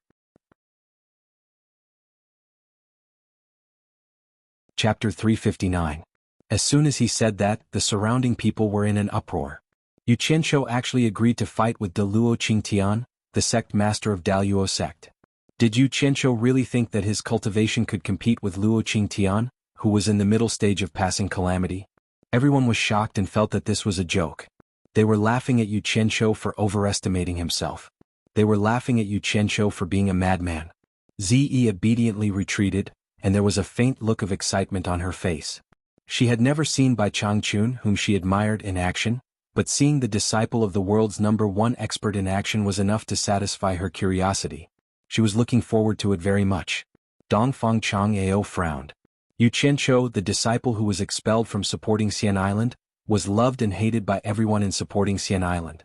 It seemed that they loved him more because he did not do anything excessive to supporting Xian Island. He was even appreciated by the older generation of supporting Xian Island. At a young age, he made a big name for himself in the cultivation world. To be honest, the people of supporting Xian Island were proud of him, and the disciples of the younger generation even idolized him. With such a talented and outstanding disciple, he was already included in the list of disciples that the supporting Immortal Island would focus on nurturing. It was believed that in a few years, the supporting Immortal Island would have a resounding figure in the cultivation world and add glory to the island. However, because of the Azure Light sect that had already been destroyed, Yu Qianqiu, who contradicted the sect master, was expelled from the sect by Feng Xiangtian in a fit of anger. After this incident, many people in supporting Xian Island felt that it was a pity. However, in order to maintain the prestige of the sect master, no one mentioned this matter again. However, after the extermination of the Azure Light sect, Yu Qianqiu used his self-created Star Flame Fire technique outside the 100 Flowers Valley to make a name for himself in the cultivation world. This matter caused a stir in the supporting Immortal Island. The entire supporting Immortal Island was talking about it. Many people began to mention Yu Qianqiu again. Some even suggested to recall Yu Qianqiu back to the supporting Immortal Island. These people's reason was that Yu Qianqiu was expelled by An Kuangtsung. Now that An Kuangtsung was dead, no one would pursue the past, so it was possible to recall Yu Qianqiu back to supporting Xian Island. For this matter, Ma Jiugu personally went to Feng Xiangtian to plead for leniency. Ma Jiugu said, it's true that Yu Qianqiu was in the wrong, but now that An Kuangtsung is dead, and his exposure of the father and son of the Yen clan contributed to supporting Xian Island, it can be seen that he still has supporting Xian Island in his heart. At the same time, his exposure also contributed to the entire cultivation world. This is the most suitable excuse to recall Yu Qianqiu back to supporting Xian Island. However, Feng Xiangtian was worried that Yu Qianqiu had killed the Daluo sect master's son and a group of disciples outside the Hundred Flowers Valley. In the end, Ma Jiugu said bluntly, many people in the cultivation world witnessed what happened. It was clearly Daluo sect who provoked Yu Qianqiu first. Moreover, both sides agreed not to pursue the other side's responsibility afterward. Moreover, Yu Qianqiu relied on his low cultivation and outnumbered them. Daluo sect has nothing to say about this. If it weren't for Yu Qianqiu being alone in the cultivation world, Daluo sect wouldn't have broken their promise to retaliate. Ma Jiugu also said, if Daluo sect really doesn't let this matter go, I will personally go to Daluo sect and reason with those old guys. I don't believe that Luo Qingtian can cover the sky with one hand in Daluo sect. After the conversation, Feng Xiangtian didn't agree because of his reputation, but Ma Jiugu promised him that she would think of a way to make Yu Qianqiu's return not tarnish the sect master's reputation, so Feng Xiangtian acquiesced. However, while supporting Immortal Island was searching for Yu Qianqiu seemed to have disappeared from the cultivation world. Some people even speculated that Daluo sect might have secretly found Yu Qianqiu and killed him. If Daluo sect did this openly, they would be suspected of breaking their promise. Although most people wouldn't say it, the truth was the truth. Because of Yu Qianqiu's disappearance, this matter was almost forgotten by everyone. However, just yesterday news suddenly came from Hat Island that Yu Qianqiu had made an appearance and was personally brought to the Wu clan by the clan leader. This news quickly spread throughout the entire supporting Immortal Island. As a result, supporting Immortal Island's most senior consecrator Ma Jiugu, the former sect master Guanding Hai, the Cultivation Pavilion's principal elder Osi Hai, the Alchemy Pavilion's principal elder Guan Weiwu, the Myriad Fragrance Garden's principal elder Ferdinand, and the others all went to find the sect master. At that time, Feng Xiangtian was telling Dongfang Chang'ao some things.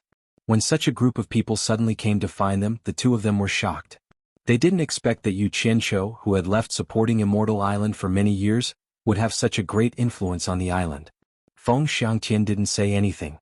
This was something he had tacitly agreed to in the past. Moreover, after Yu Qianqiu returned to supporting Immortal Island, even if he didn't contribute his own mysterious fire art, it would still become a product of supporting Immortal Island. This was also a great merit for him as the sect master.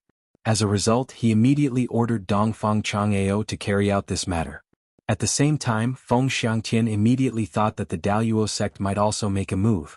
He carefully warned Dongfang Chang'ao and told him to act according to the circumstances. Before Dongfang Chang'ao left, he asked the others, if Yu Qianqiu doesn't want to return to supporting Immortal Island, what should I do? The others immediately fell silent. From the beginning to the end, it was supporting Immortal Island's wishful thinking. They never considered Yu Qianqiu's thoughts. In their minds, supporting Immortal Island was the #1 sect in the world. Who didn't want to attach themselves to it? How could they refuse it? However, Yu Qianqiu always did things his own way and often did things that were out of line. It wasn't like they hadn't seen it before. What if he didn't want to return? They couldn't just kidnap him. What was the point of that? After a moment of silence, Ma Jiugu suddenly smiled. She seemed to have thought of a solution. The others revealed inquiring expressions. Ma Jiugu smiled and said, back then I could see that this boy was different from ordinary people, so I showed him some kindness. In return he owed me a promise. I originally had another use for this promise, but now it seems that I might have to use it on him. Changgao, try to persuade him to return. If he doesn't come back, ask him if he still remembers the promise he made to me. Tell him that I want him to come to supporting Immortal Island and fulfill the promise he made to me in the past. Since there was such a thing, it would be easy to handle. Dongfang Chang'ao received the order and rushed here overnight. However, what happened in front of him was beyond his expectation. He said those polite words to buy some time for Yu Qianqiu. As long as Yu Qianqiu agreed to return to supporting Immortal Island, he would have a way to bring Yu Qianqiu back to supporting Immortal Island. After all, the strength of the world's #1 sect wasn't just for show. Once Yu Qianqiu went to supporting Immortal Island and confirmed his identity as a disciple of supporting Immortal Island, Ma Jiugu, who had made a guarantee, would naturally come forward to deal with the following matters. Presumably she would have a way to restrict Luo Qingtian. But who knew that when Luo Qingtian issued a challenge, Yu Qianqiu actually agreed to it without any hesitation. Dongfang Chang'ao was suffering in silence. He had just said in the name of supporting Immortal Island that he wouldn't intervene in their personal grievances. He couldn't slap supporting Immortal Island's face in front of so many people, right? But if he didn't intervene, how was he going to explain to the people in his sect when he returned? Now that things had come to this, he could only choose an opportunity to act. Dongfang Chang'ao stepped back speechlessly. Qiu Weiyuan smacked his lips and really didn't know what to say. In fact, he was also appointed by the 10,000 demons to deal with Yu Qianqiu, but his idea was quite different from that of supporting Immortal Island. They were interested in Yu Qianqiu's mysterious fire art that could kill people of a higher level. As long as they recruited Yu Qianqiu into the 10,000 demons, there was no need to worry that they wouldn't be able to get something out of him. However, as Dongfang Chang'ao said, now was the time for internal strife when there were foreign enemies invading. What's more, in order to deal with the foreign enemies, the orthodox and devil sects of the entire cultivation world had put aside their prejudices and temporarily formed an alliance. Now, the cultivation alliance was not only made up of the orthodox sects, but also the devil sections. The current situation was that no matter how much hatred they had in the past, they had to let it all go now. Anything else could wait until the foreign enemies were defeated. At that time, no matter what they wanted to do, they wouldn't violate the taboo of the Chinese cultivation world. In secular terms, it was the national righteousness. This was something that no one could afford to offend, regardless of whether it was the orthodox or the devil. Luo Qingtian first provoked the four major families in the name of the Daluo sect. Under the current situation in the cultivation world, it was definitely related to violating the taboo of everyone.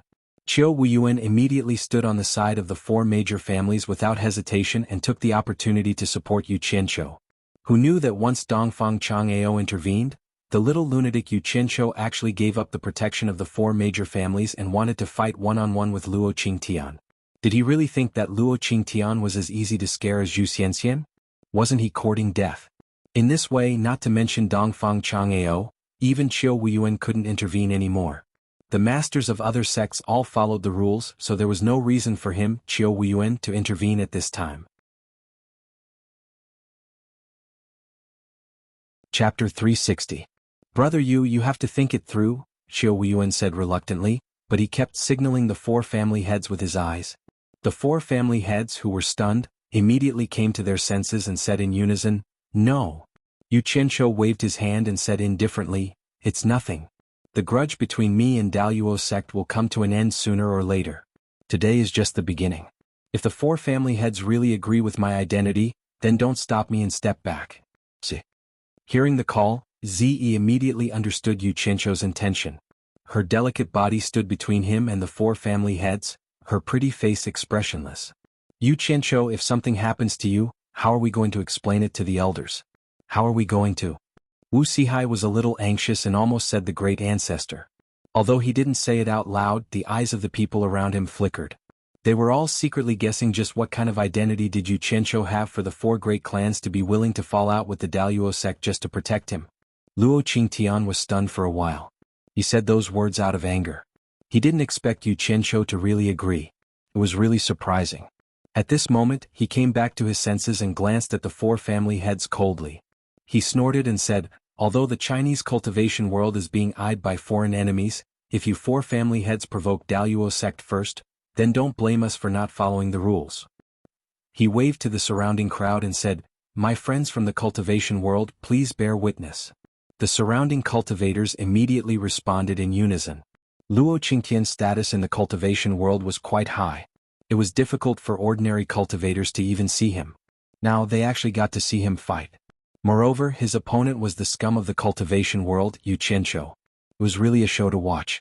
As for Yu Qianqiu's twisted name, no one knew if he had done something shameless or if someone was jealous of his reputation. No one knew when it started to spread.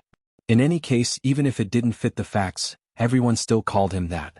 The four great clan heads frowned deeply as they exchanged glances. They were still hesitant.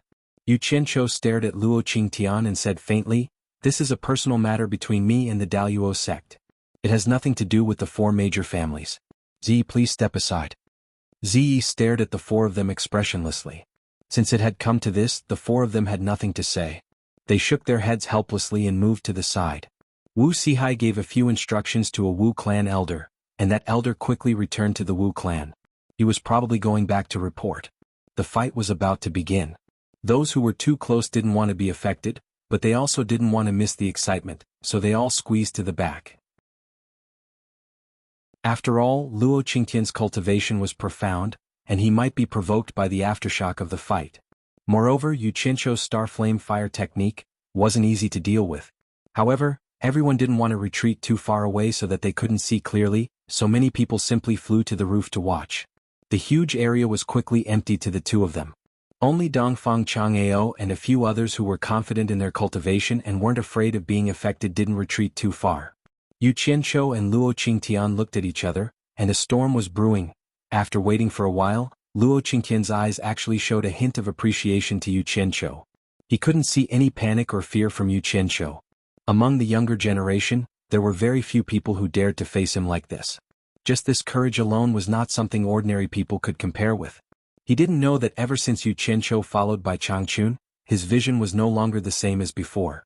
After staying with people at Bai Changchun's level for a long time, he didn't even care about the Demon King and the Ghost King, who were equivalent to the final stage of the passing calamity stage. How could he take a middle stage of the passing calamity stage seriously, let alone be afraid of him? At this moment, Luo Qingtian suddenly said, "Yu Qianzhou, you really live up to your reputation. You are a courageous person, but I don't understand. Why do you repeatedly go against my Daluo sect and even kill my only son?" Sect leader Luo must have made a mistake. It's not that I, Yu Qianzhou, repeatedly go against your Daluo sect.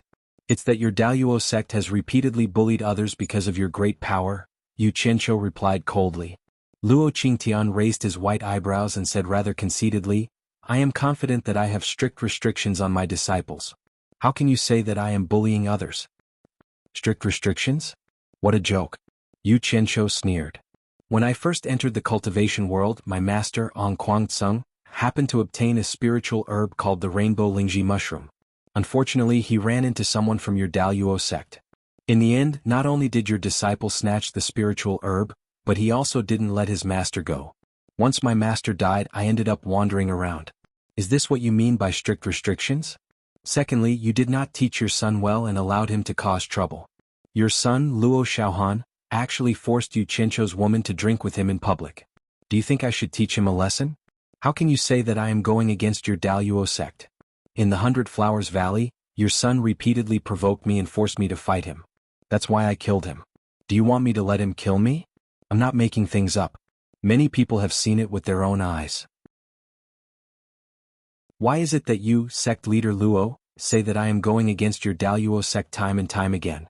If I ran into one incident, it could be said that it was a coincidence, but I ran into them one after another. Could it be that the Daluo sect is as strict as sect master Luo said? When it came to reasoning, Yu Qianzhou's mouth had never been afraid of anyone. As soon as he opened his mouth, he listed out the exalted sect's crimes in front of everyone in the cultivation world. It was as if he had been persecuted by the exalted sect. When Ziyi looked at Yu Qianzhou, her beautiful lips moved. She thought to herself, it turns out that master doesn't know everything. Maybe there are other secrets to the other incidents. Hearing this, Luo Qingtian's white eyebrows trembled slightly. He turned around to look at Yi Haiping and the other Daluo sect disciples with a sharp gaze. Those people's eyes were dodging his gaze in fear. It seemed that there were secrets in what Yu Qianzhou said that even Luo Qingtian, the sect leader, didn't know. It's meaningless to say more. I will avenge my son's death. Luo Qingtian turned around and said after a pause, in order to prevent people from saying that I'm a bully, I'll let you have 3 moves first. If you can withstand 100 moves from me and stay alive, I promise that the grudge between you and Daluo sect will be written off.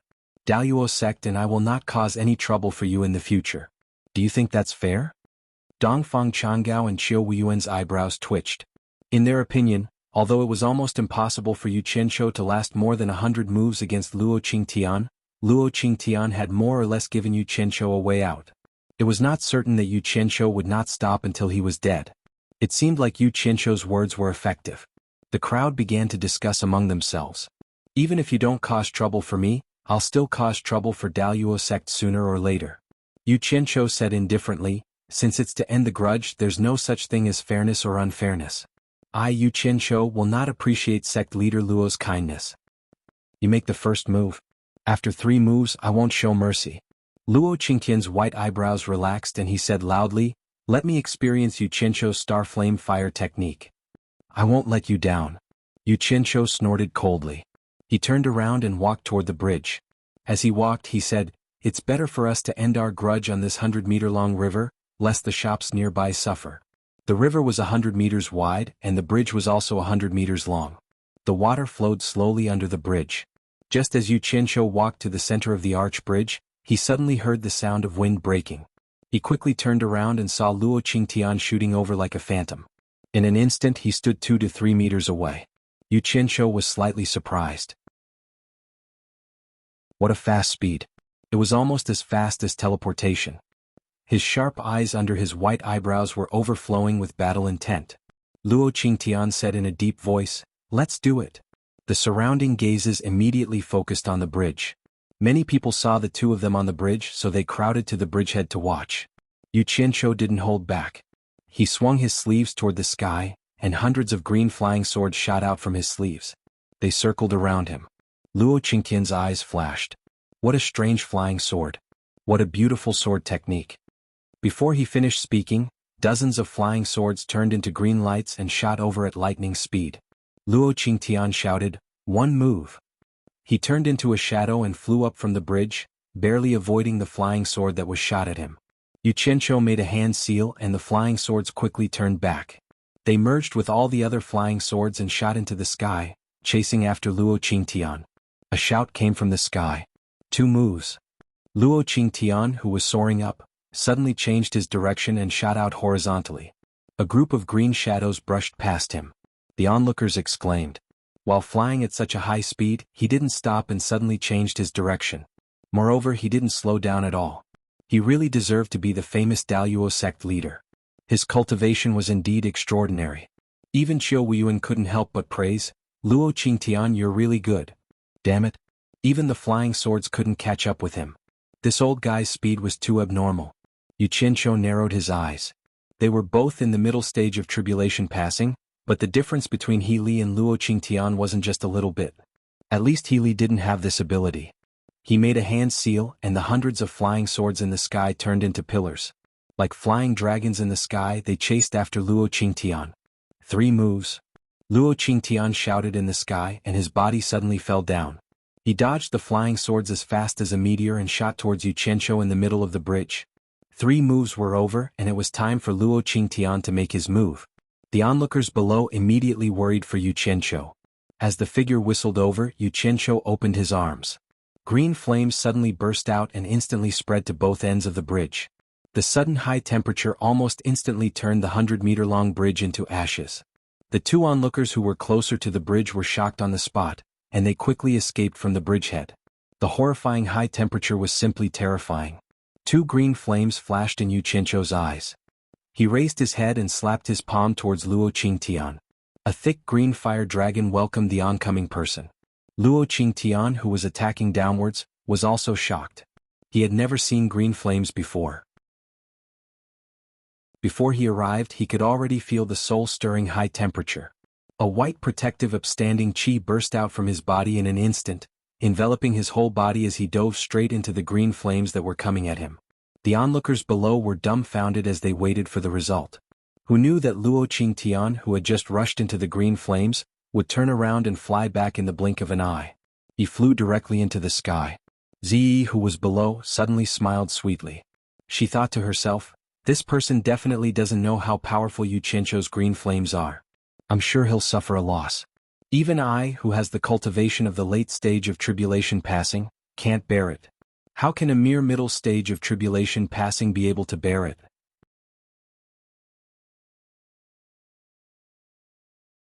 Chapter 361. As soon as Luo Qingtian flew into the air, he immediately felt that something was wrong.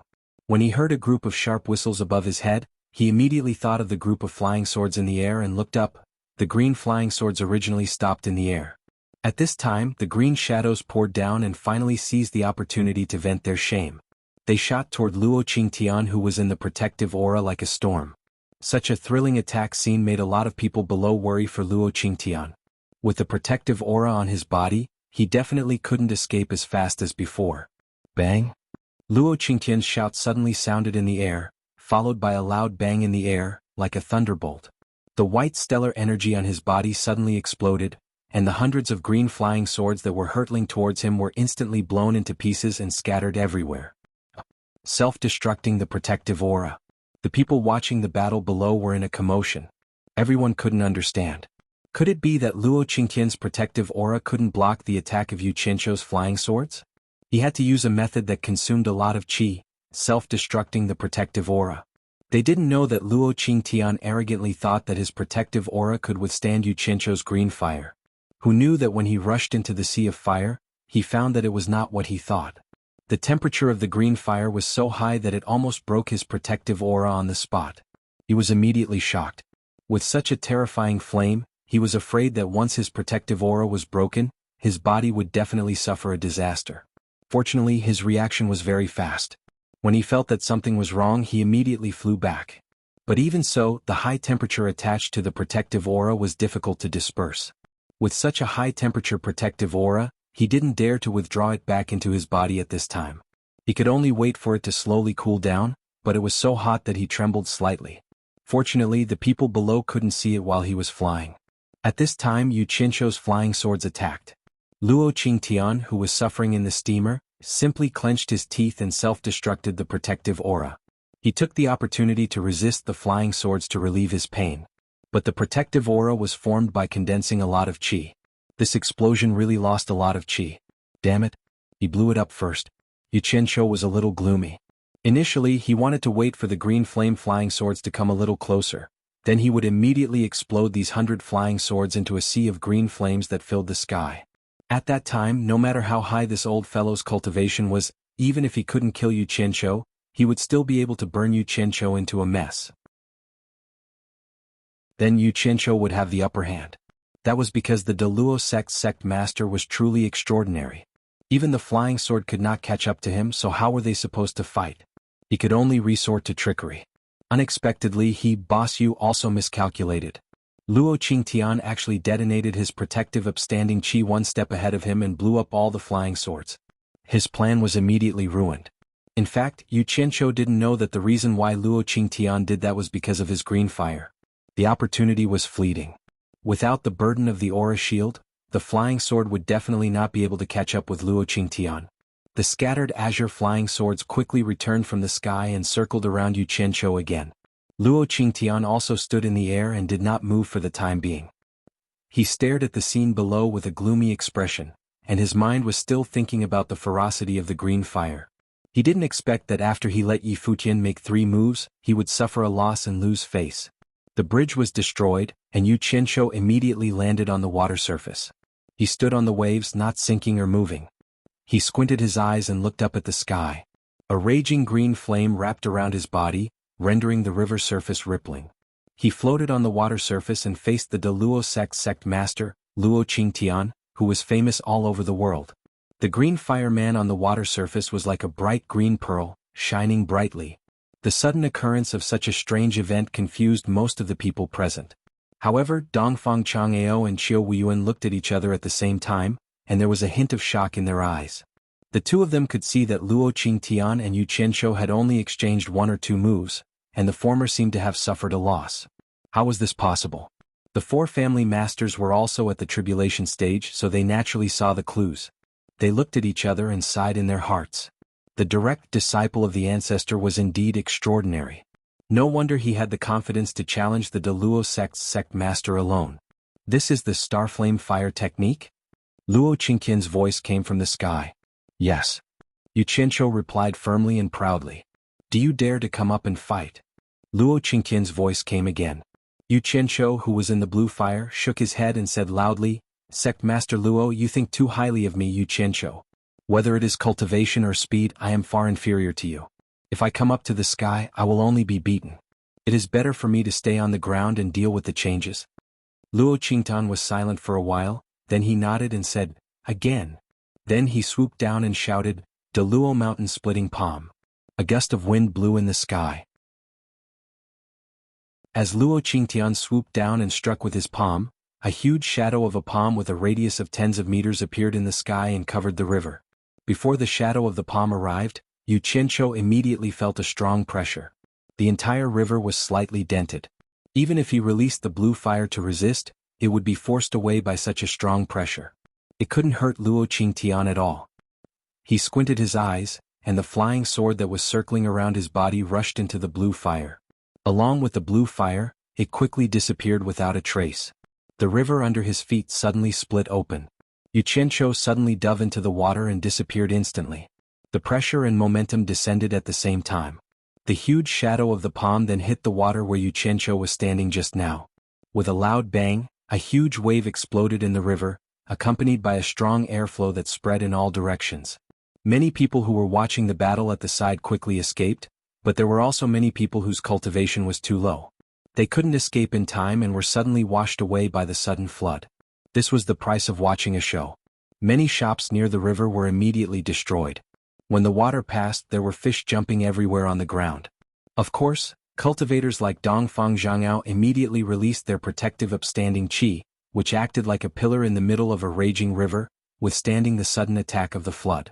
Luo Qingtian stopped at a low altitude. His sharp eyes under his white eyebrows were like torches, and he quickly looked down.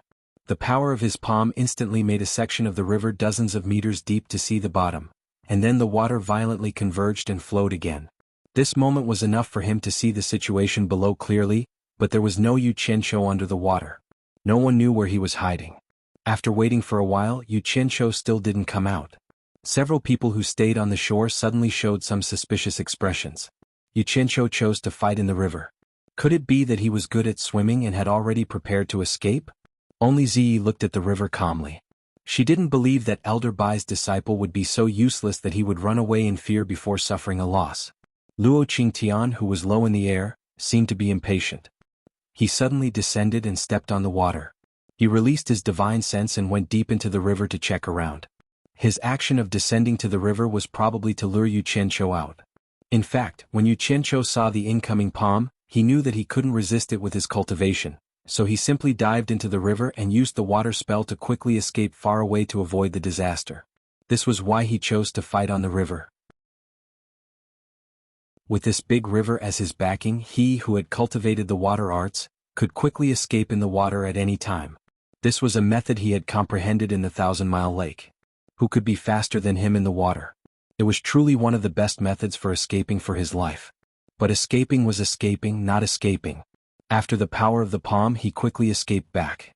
Luo Qingtian's divine sense went back and forth on him a few times, but he couldn't find him. It could be seen that the mystery of the water spell had already made him one with the river water. It would be difficult for Luo Qingtian to find him with his current cultivation. The people on the river continued to look for him. Yu Qianqiu, who was under the river, was frowning and thinking. It was too dangerous to go out and fight, and it was too dangerous to escape. If he was beaten as soon as he showed up, how could he survive in the cultivation world in the future? Suddenly he frowned and his eyes lit up. He remembered what Healy said. Healy said that the black fire could burn people's mind and destroy their divine sense. Why not give it a try? Luo Qingtian's divine sense swept back and forth at the bottom of the river. He didn't even let go of the corners of the river, fearing that Yu Qianqiu was hiding somewhere. Yu Qianqiu quietly stretched out 2 fingers, and a black light the size of an egg appeared on his fingertips. He pointed at the divine sense that was sweeping over. On the shore, the scattered people gradually approached again. Most of them suspected that Yu Qianqiu had escaped.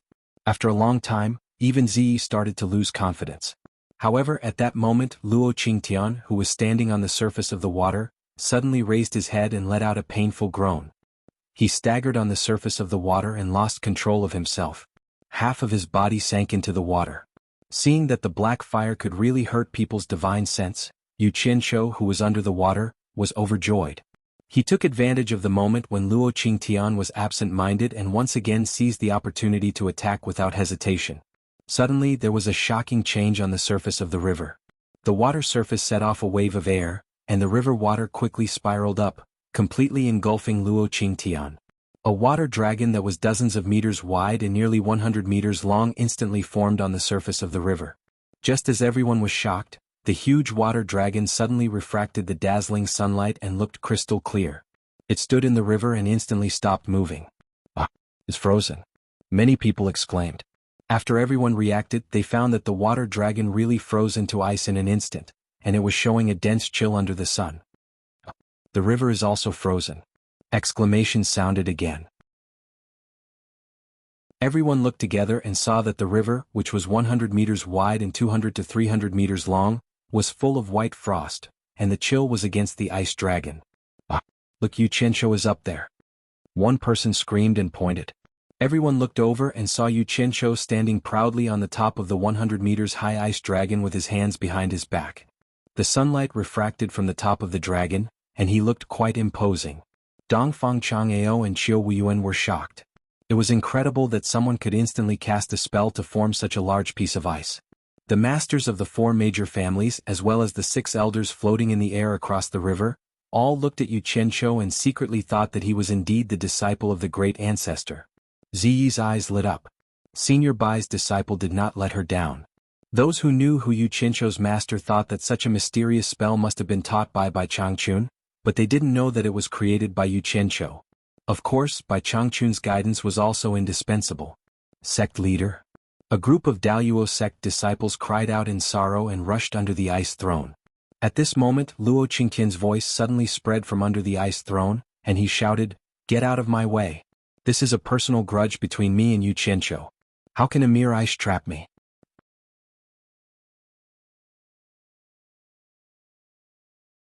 Chapter 362. Several figures stopped upon hearing the voice and stayed on the ice surface. Luo Qingtian's voice came from the ice again, "Step back." The Daluo sect disciples didn't dare to hesitate anymore and quickly returned to the shore.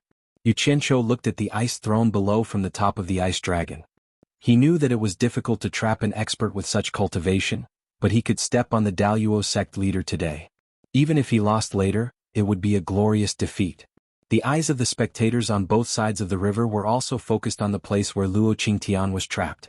Ah! A dull sound came from below the ice dragon, followed by a creaking sound. Cracks began to appear on the ice throne below, destroying the beauty of the entire ice dragon. The cracks began to spread to the body of the ice dragon. Bang! There was a loud noise, and the entire ice surface and both sides of the river trembled. The base of the ice dragon exploded instantly, and a figure shot out from below. The power of this explosion was extremely great. In order to escape, Luo Qingtian resisted the heavy pressure and used all his cultivation to make the explosion. The power could be imagined. Huge ice pieces shot out in all directions, and the onlookers on both sides of the river suddenly scattered. Those with low cultivation were already scared to the point that their faces turned pale. Under such power, not to mention the people, even the houses on both sides would be destroyed in an instant. At this moment, Dongfang Chang'ao and Qiu Wuyuan tacitly flashed and stood by the riverside. At the same time they pushed out their palms with great cultivation. A strong airflow rolled out and instantly pushed countless huge ice pieces to the river surface, saving many people and shops here. After this action the two of them looked at each other. It was not that they really had a tacit understanding, but on this Hat Island, there were 2 shops and disciples at the same time, so they naturally had to protect them. On the other side of the river, the Wu family would take action. The surface of the frozen river was full of holes because of the exploding ice cubes. Under the ice throne, there was an ice pit at the place where Luo Qingtian escaped. After the huge ice dragon lost its base, it was about to collapse. Who knew that the bottom of the ice dragon just happened to correspond to the ice pit and was stuck there? Surprisingly, it was still standing on the ice river. However, the ice dragon was already shorter, and its body was covered in cracks. It could collapse at any time. Luo Qingtian stood on the ice surface dozens of meters away and looked up. His white eyebrows trembled as he laughed wildly. "What a great Yu Qianzhou! You really live up to your reputation.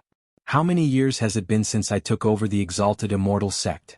This is the first time someone has forced me into such a sorry state. This old man has finally seen the world today. My son dying in your hands is not an injustice. Ah, it had been a long time since he had a free fight. Who would have thought that he would be able to have a good fight with a junior today? Yu Qianzhou, do you still dare to fight?" The voice spread out in all directions. "There's something wrong with this old thing's brain. He's speaking incoherently.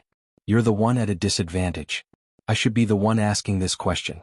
Yu Qianzhou stood on the shorter ice dragon and spat out 2 words in a sonorous voice, "I'll accompany you." As the saying goes, the livelier a place is, the more attractive it is. Once you look, there will be something interesting to watch, and the people who have dispersed will return to the shore without fear of death. Sword, come. Luo Qingtian stretched out his hand towards the shore and shouted.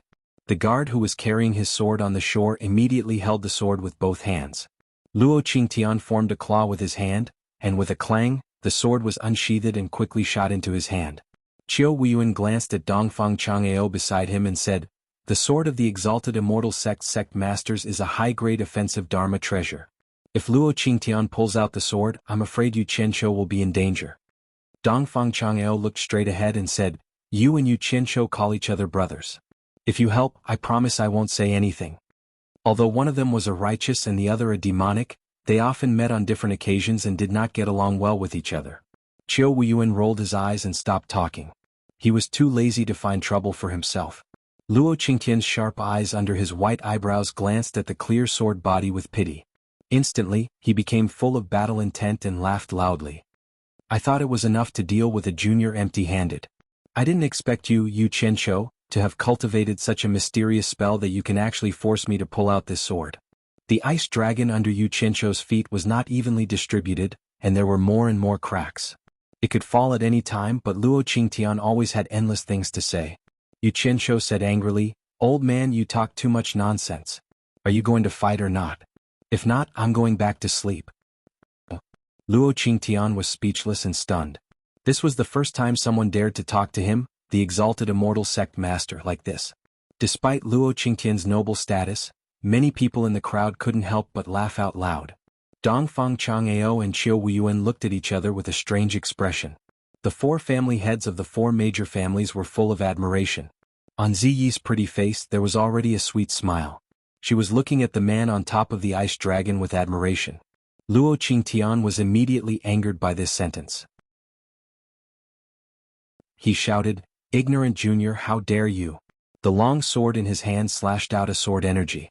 As the sword edge slashed out, it formed a crescent silver-white cold light and shot out quickly. Bang! Ice shards splashed everywhere. The sword energy directly cut the ice dragon in half, and the upper half fell down. Yu Qianshou waved his sleeves and threw out a green flying sword. He flipped over and jumped up from the ice dragon, landing on the flying sword. As soon as his feet landed, there was a whistling sound, and a sharp sword energy rushed towards him. At the same time, the ice dragon that was cut in half finally collapsed. Yu Qianshou rode his sword and dodged quickly. The sword energy brushed past him, stirring up a strong wind and flew into the sky. Luo Qingtian's face was gloomy. The sword in his hand slashed dozens of times, and the sword energy immediately formed a sword net that covered the sky. The people who were worried about Yu Qianshou changed their expressions. Ziyi had a piece of purple-black bamboo in her hand. She was ready to teleport to help at any time. Yu Qianshou squinted his eyes. The distance was too close and it was too difficult to get through the gaps in the sword net. Moreover, the sword net was too wide. With his speed, it would be equally difficult to escape. He thought for a moment, then turned around and rode his sword straight into the sky. The sword energy that formed a net chased after him. In the blink of an eye, after a few hundred meters, Yu Qianshou flew backward and successfully passed through the expanding sword energy net. How could he always be suppressed by others and not fight back? If he didn't make a name for himself today, then when would he fight? Yu Qianshou's eyes were cold. He shouted, "Hi!" and opened his arms as if he was summoning something between heaven and earth. The group of people below was glad that he was out of danger. When they saw him doing this again, they were wondering what he was going to do. Suddenly their expressions changed. In an instant, the sky darkened. The water rippled in the sky and the range was a few hundred meters. It was right above Yu Qianshou's head. Yu Qianshou opened his arms and stared down fiercely. "Ah! What is going on?" There was a cry of surprise from below. A lake actually appeared in the sky out of nowhere. Dongfang Chang'ao and Qiu Weiyuan looked at each other and said in surprise, "Water spell." Ziyi's eyes sparkled. She felt that it was a worthwhile trip to see such a mysterious spell. The people from the four major families all opened their mouths and looked at the sky in disbelief. "Ah!" Yu Qianshou shouted again. He raised his arms in the air and turned. A large area of water in the air gradually rotated. It rotated faster and faster like a tornado in the air. The momentum was really amazing. Now he finally understood what his master had said. He could control the source of heaven and earth, so it was indeed easier for him to use some techniques. Otherwise, with his own cultivation, he would not be able to withstand such a large pool of water in the air, let alone control it. Luo Qingtian looked at the sky and his pupils shrank. He also didn't understand what Yu Qianqiu was going to do. He couldn't drown himself with a pool of water, right? Go. Yu Qianqiu pointed his finger at Luo Qingtian below. The water whirlwind above his head immediately shot out water arrows. When they passed by Yu Qianqiu, they immediately turned into ice thorns with cold light whistling down. Oh my god! What kind of spell is this? Someone below exclaimed. Dozens of ice thorns flew over rapidly. Luo Qingtian did not care about these things. He was afraid that Yu Qianqiu had made such a big commotion, so he should not only have these tricks up his sleeves. He dodged it immediately. Tut tut tut. Dozens of ice thorns pierced deep into the ice and some of them were smashed into pieces. However, what followed was not just dozens of ice thorns but hundreds of them. Luo Qingtian shouted, "Is this all you've got?" He didn't dodge anymore. The long sword in his hand stirred up sharp sword chi in the air. In an instant, ice chips flew everywhere, and they were reflected by the sunlight into a colorful and dazzling scene. Yu Qianqiu seemed to be addicted to it. The ice thorns flew wildly, as if he wouldn't be satisfied until he squandered the pool of water above his head. Indeed, no matter how much water there was, it couldn't be squandered like this. Everyone didn't understand why he was doing such a useless thing. He really couldn't do anything to Luo Qingtian. Looking around, the sky above the river was shrouded by the enchanting colors of the ice dust and sunlight, and the sound of the sword chi breaking the ice was endless. The water in the sky was exhausted, and with the last wave of ice thorns, hundreds of green flying swords suddenly appeared around Yu Qianqiu, protecting him as he rotated like a cone. He carried the flying swords and followed the last wave of ice thorns, shooting towards Luo Qingtian below. Everyone immediately realized that the previous big movement was just a cover-up. It seemed that the final killer move was still on this weird flying sword. The Daluo sect disciples were afraid that the sect leader would be blinded by the ice dust and suffer losses. One of them exclaimed, "Be careful, sect leader, it's a trap." As soon as he said that, Dongfang Chang'ao and Qiu Wuyuan glared at that person, and that person immediately shut up. Luo Qingtian was alert when he heard that. He vaguely saw a green shadow shooting towards him from the sky, and immediately thought of the terrifying green fire. He kept his long sword and quickly dodged. But it seemed a little late. "I didn't manage to blow you up last time, so I have to let you have a taste of it this time." Yu Qianqiu smiled sinisterly and rushed into the ice dust with the flying sword. Bang bang bang. The green fire flying sword immediately exploded into a sea of green fire. The green fire spread, and the ice dust on the river immediately dissipated. Luo Qingtian's speed was really fast. In the blink of an eye, he rushed out of the sea of green fire and flashed into the air. However, his appearance had changed drastically. It was not an exaggeration to say that he was in rags. His coat was burnt, his shoes and trousers were gone, and the few rags on his body were also burnt black. His hair was burned short, especially that pair of beautiful white eyebrows. It was such a pity. Fortunately, Yu Qianqiu did not intend to harm the innocent. There were still many people on both sides of the river watching against the high temperature. However, Luo Qingtian's appearance in the air almost made everyone's jaws drop. Was this still the Daluo sect leader with an extraordinary aura? "Yu Qianqiu, how dare you trick me?" Luo Qingtian shouted furiously in the air. *CK. You still managed to escape like this? Yu Qianqiu looked at the sky in shock. Fortunately, he still had a backup plan, so there was still a way out. The sea of fire quickly converged into his body. Without saying anything, he turned around and dove into the melted river. This was his backup plan to save his life. He did not understand why Luo Qingtian could escape from the sea of fire unscathed. It was because he did not hear it when he dove down. If Luo Qingtian was not reminded by his disciples, he would have suffered a great loss.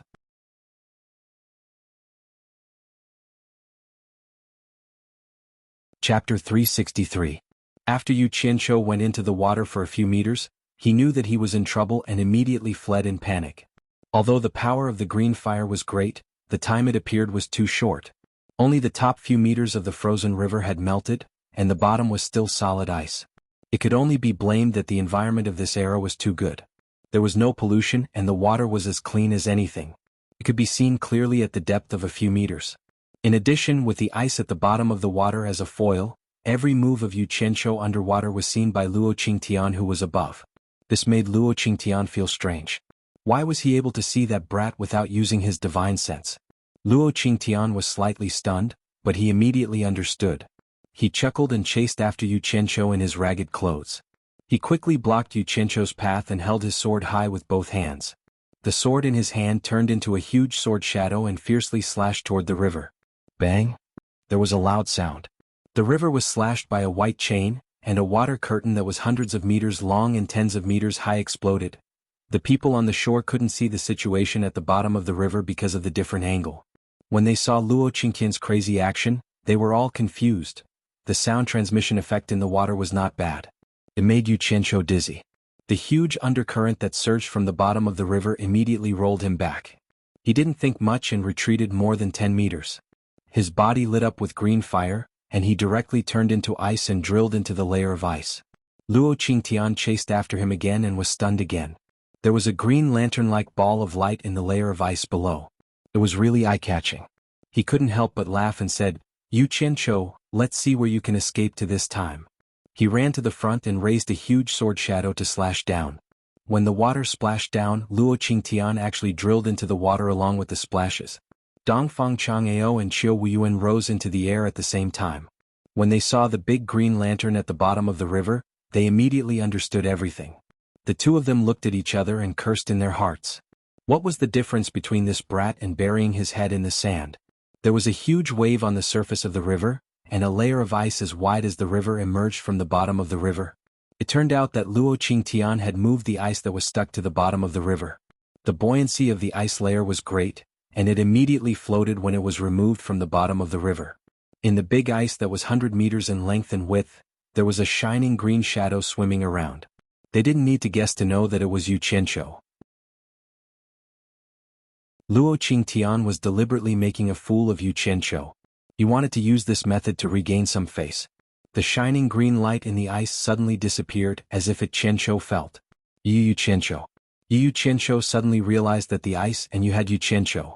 The flickering cyan light in the ice suddenly disappeared, as if it had sensed the arrival of danger.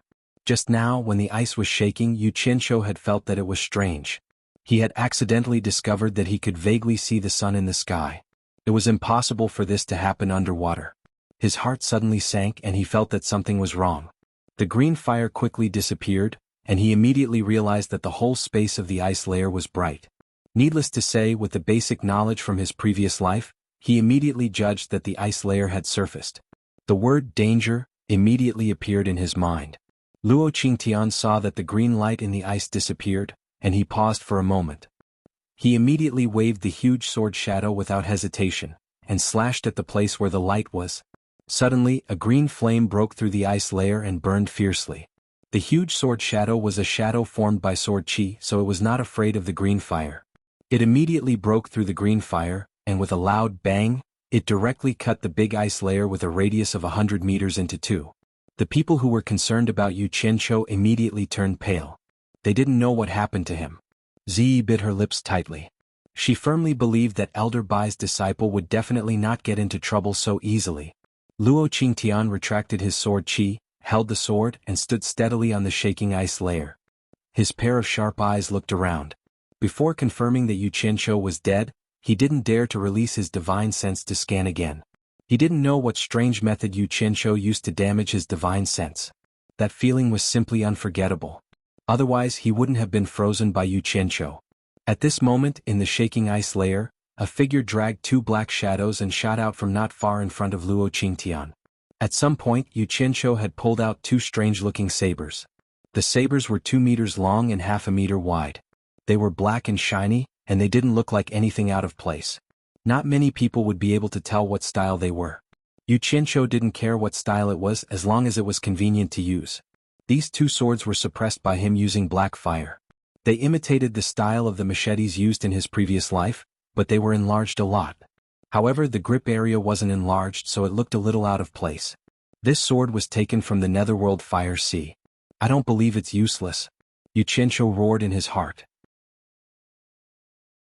He jumped down from the sky and slashed at Luo Qingtian with the machetes in his hands. Such a big sword made Luo Qingtian slightly stunned. He flipped his hand and a silver-white sword chi shot out, attacking the two big swords that were slashing at him. Swoosh, swoosh. The two big black swords cut through the sword chi as if they were cutting a piece of paper. Luo Qingtian and Yu Qianqiu were stunned.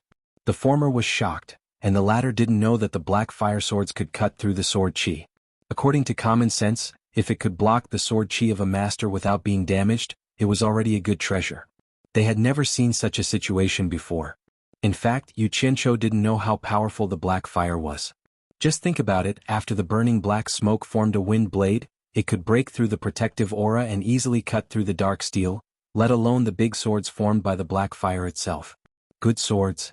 Dongfang Chang'ao and Qiu Weiyuan exclaimed immediately. The people watching the battle were amazed. They didn't expect that there was such a magic weapon in this world that could cut through the sword chi of a master as easily as cutting a piece of paper.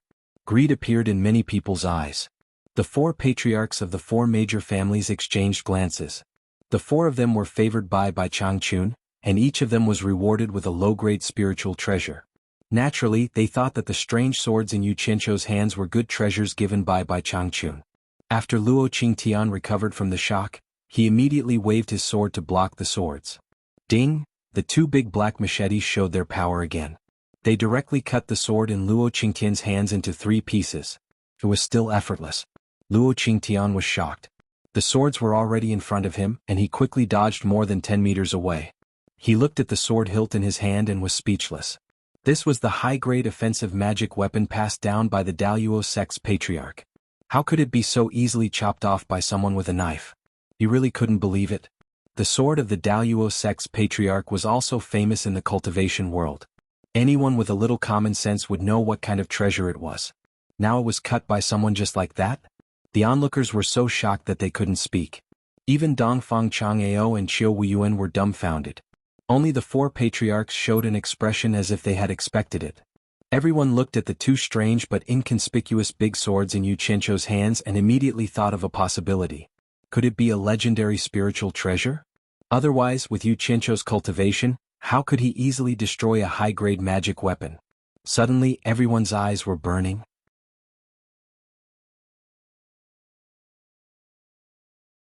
Chapter 364. Don't run. Watch my blade. As soon as Luo Qingtian dodged, Yu Qianqiu chased after him like a crab with 2 big pincers. Once he got close, he raised his blade and slashed. When the former came back to his senses, he was already ashamed and resentful. The treasure passed down by Daluo sect's previous leaders was actually destroyed in his hands. How could he not feel ashamed and resentful? Of course, the most important thing at the moment was to avoid Yu Qianqiu's broadsword. This strange broadsword could even cut high-grade treasures like cutting vegetables, let alone a person. Luo Qingtian's speed was needless to say. However, close combat was also Yu Qianqiu's forte. The experience he had accumulated from risking his life in his previous life was not something that could be easily forgotten. Otherwise he would not have gotten 2 machetes. For a moment, a spectacular scene appeared on the ice surface. Daluo sect's leader's figure was like a phantom, moving between the 2 broadswords. On the other hand, Yu Qianqiu was a brave man who was fearless. He wanted to kill Luo Qingtian with the machete in his hands. He didn't give Luo Qingtian any chance to stop and counterattack. His skill with the machete was so skillful that it made people gasp in amazement. He believed that even the martial arts masters in the secular world were no better than him. The 2 of them were entangled just like that. The spectators were dumbfounded. No matter how they looked at it, it didn't look like a fight between people from the cultivation world. Qiu Weiyuan said in a daze, giving up his advantage. It looks like he's going to fight with his life. Luo Qingtian is a bit out of control. It's been more than 100 moves. Dongfang Chang'ao said, then turned his head and said, if the treasure passed down by 10,000 demons as previous leaders was destroyed in your hands, you would also be a bit out of control. Big broadsword. Ziyi's lips parted slightly. Yu Qianqiu's one-on-one style completely subverted her concept of fighting. This was especially so for that kind of valiant and unafraid of death. That kind of aura of either you die or I live was absolutely shocking. Speaking of which, Luo Qingtian was just impulsive. After a long time, he realized that it was hard for him to get close to Yu Qianqiu with his cultivation. He immediately came to his senses and realized that something was wrong. As the 2 sabers danced, there seemed to be a heart-palpitating aura and a bone-piercing chill. It was even colder than the ice beneath their feet. It was the kind of bone-chilling feeling. The most frightening thing was that there was an irresistible sense of trance. This was probably the reason why he had lost his composure. This pair of black broadswords was definitely not simple. As soon as he woke up, Luo Qingtian naturally wouldn't bother with him anymore. He found an opportunity and moved dozens of meters away in a flash. Yu Qianqiu became more and more courageous as the battle went on. He was having a great time fighting, so why did his opponent run away? He shouted, "Old thing, don't run." He carried a pair of large sabers and chased after them again. When the spectators heard this, their foreheads were instantly filled with cold sweat. This brat was unforgiving when he had the upper hand, and he was addicted to fighting. Qiu Wuyuan lowered his head and sighed helplessly. Luo Qingtan, you've really embarrassed yourself today. Daluo mountain splitting palm. Luo Qingtian shouted before he could stand still. He raised his hand and a huge palm shadow appeared. *CK. Yu Qianqiu screamed and quickly stopped. If he was hit by this palm, his life would be in danger. Therefore, without saying anything, he threw a large saber with force, and the blade pointed directly at Luo Qingtian. When Luo Qingtian saw that his opponent actually abandoned the treasure to protect himself, a flash of joy appeared on his face. The Daluo sect leader's inheritance treasure was destroyed in his hands. If he could get a better treasure back, not only would he not be guilty, but he would also be rewarded. In an instant he had an idea. He instantly retracted the power of the mountain-splitting palm. His body moved to the side to avoid the blade, and he easily grabbed the handle of the saber. Not good. Dongfang Chang'ao and Qiu Wuyuan screamed at the same time. The latter's eyes were burning as he said, "If such a treasure falls into Luo Qingtian's hands, I'm afraid it won't be able to return." The moment Luo Qingtian grabbed the saber, he immediately felt the majestic and breathtaking power from the saber. It was a kind of power that seemed to come from the netherworld. It was a kind of power that could decide a person's life and death. It was gloomy, terrifying, cold, ruthless. At that moment, all kinds of extreme negative emotions spread from the saber. Luo Qingtian's body trembled and he couldn't hide the surprise on his face. He held the saber and laughed wildly. "It's really a good saber. I've never seen such a treasure in my life." Ah! The eyes of the spectators were filled with greed again. This saber could be so affirmed by Luo Qingtian, so it was definitely not something that an ordinary treasure could compare with. Moreover, everyone had witnessed the power from before. "Yu Qianqiu, you destroyed my Daluo sect's inherited treasure. Now your saber can be used as a scapegoat. From today onwards, it belongs to my Daluo sect." Luo Qingtian pointed the long saber at Yu Qianqiu and said. On the shore, the group of Daluo sect disciples were also filled with joy. Yu Qianqiu silently put away the saber in his hand into his storage pouch, as if the fight was already over. Everyone suddenly realized that the deadline of 100 moves had long since passed. The sect master of the exalted immortal sect would not go back on his word. However, everyone felt that it was a pity. Although Yu Qianqiu's life was saved, he had lost such a treasure. They were afraid that they wouldn't be able to get it back from Daluo sect in the future. Just as everyone was shaking their heads in pity, they heard Yu Qianqiu coldly snort and say, "My saber is my saber and my things are my things. If I don't want to give it to you, no one can take it away. Only I am worthy of this saber." He slowly raised his finger towards Luo Qingtian and said, "You are not worthy. 100 moves have passed. I don't want to fight anymore. If you want to live, put down the saber and I'll spare your life." Everyone shook their heads again. Everyone knew how to boast. Luo Qingtian's cultivation was higher than yours. Now that he had such a treasure, why would you, Yu Qianqiu, find trouble for yourself? Ziyi was probably the only one who believed that Yu Qianqiu wasn't boasting. She didn't believe Yu Qianqiu, but she believed that Elder Bai's disciple wouldn't boast. Since he said so, there must be a reason. Luo Qingtian held the saber horizontally in front of him and looked at it carefully. He sneered and said, "Yu Qianqiu, don't be too presumptuous. I promise I won't kill you after 100 moves, but I won't allow you to provoke me. If you make me angry, I'm afraid you won't be able to keep your other saber. Since you're looking for death, don't blame me." Yu Qianqiu said coldly and suddenly shouted, "Put down the saber." As soon as he shouted, "Ah!" Luo Qingtian let out a scream and the saber in his hand fell to the ground with a clang. Yu Qianqiu stretched out 2 fingers and flicked it expressionlessly. The big black saber on the ice bounced up and spun in the air. It went straight to the side of Yu Qianqiu. Everyone was shocked by the sudden change of situation. Dongfang Chang'ao and Qiu Wuyuan looked at each other. With Luo Qingtian's cultivation in mind, how could ordinary pain make him scream so painfully? What was going on? Of course, they didn't know that this saber was condensed by black fire and was controlled by Yu Qianqiu. If Yu Qianqiu said it was a saber, then it was a saber. If he said it was fire, then it was fire. Just now, it only made Luo Qingtian hold the saber handle a little bit of black fire. Think about the black fire that even Bai Changchun couldn't overcome. How could Luo Qingtian bear it, even if it was just a little bit of black fire? Yu Qianqiu didn't want to reveal the secret of the black fire for the time being. Otherwise, if the entire saber turned into a sea of black fire, Luo Qingtian wouldn't be alive. The disciples of Daluo sect couldn't bear it anymore. They quickly rushed over to check on their sect leader's injury. They were also vigilant of Yu Qianqiu, who was standing not far away with the saber. Dongfang Chang'ao Qiu Weiyuan Zi, the four patriarchs, and many onlookers rushed onto the floating ice. The entire floating ice sank into the water. The water had already reached the top of everyone's shoes, but no one cared about it now. With so many people coming, Luo Qingtian bit his lips and endured the pain to not make a sound. The arm that he used to hold the saber was shaking non-stop. Everyone suddenly realized that Luo Qingtian's palm had already turned into white bones. There was a dark murderous aura on the wound, and it was still spreading to his arm. Wherever the murderous aura went, pieces of flesh would fall off. When they fell on the ice, they would slowly corrode and turn into blood. The situation was too horrible to look at. According to this situation, if the murderous aura didn't stop spreading, it wouldn't take long for Luo Qingtian to turn into a skeleton.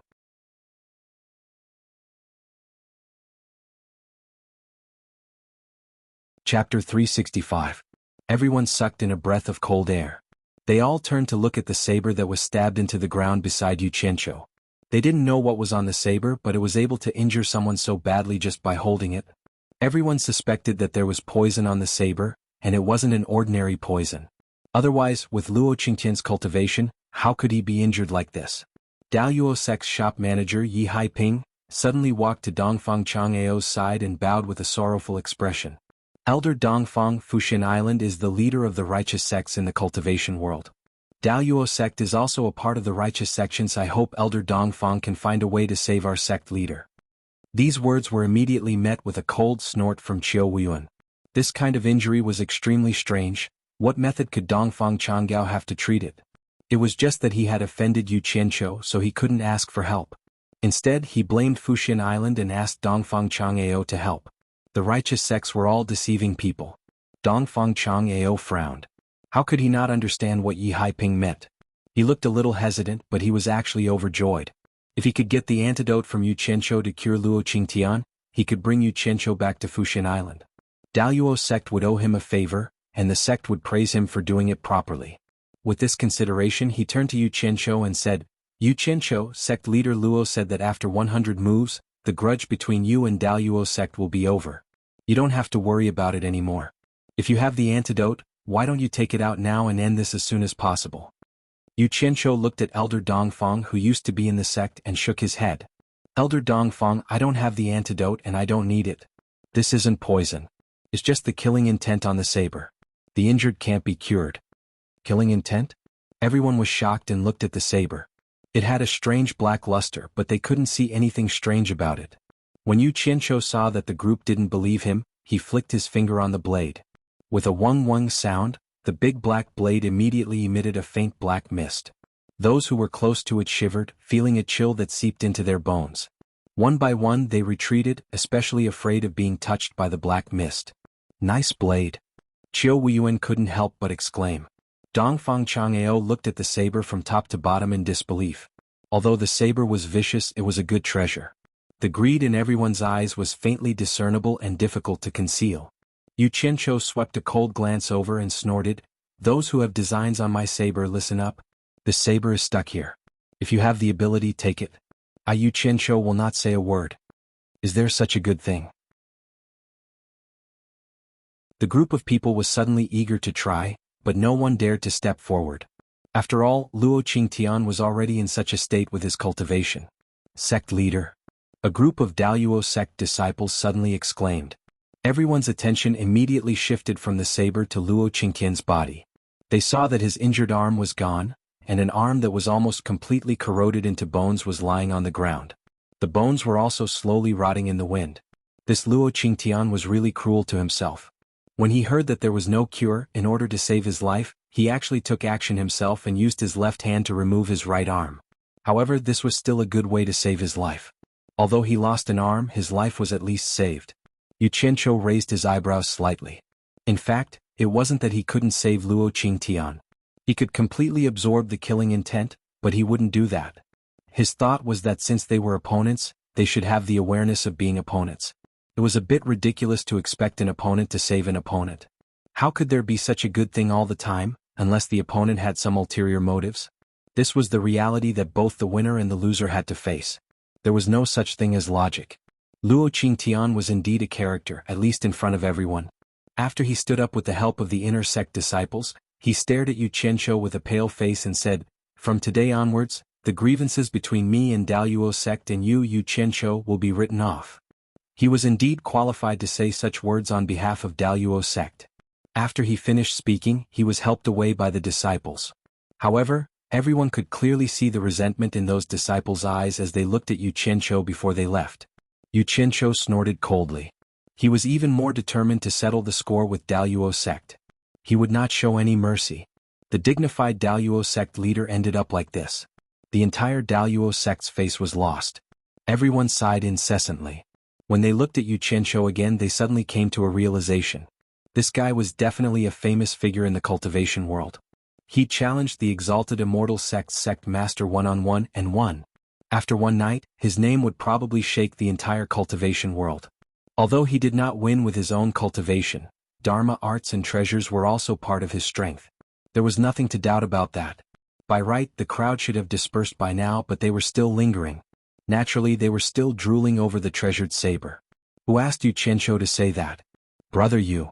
Qiu Weiyuan rubbed his hands together and said with some embarrassment, "You said that the saber will belong to whoever can take it away. Is that true?" Senior Qiu, you've known me for so many years. When have you ever seen me lie? Yu Qianqiu smiled and continued, "But I advise Senior Qiu not to try. Why don't you watch the show?" Qiu Weiyuan was a little hesitant. What if someone else took away such a good thing? However, he wasn't confident either. In the end, he pursed his lips and said reluctantly, "What a pity. All right, I'll listen to you." As if I'm confident that you'll listen to me. Yu Qianqiu retracted his smile and looked around. He said in a deep voice, "I don't have time to play with everyone here.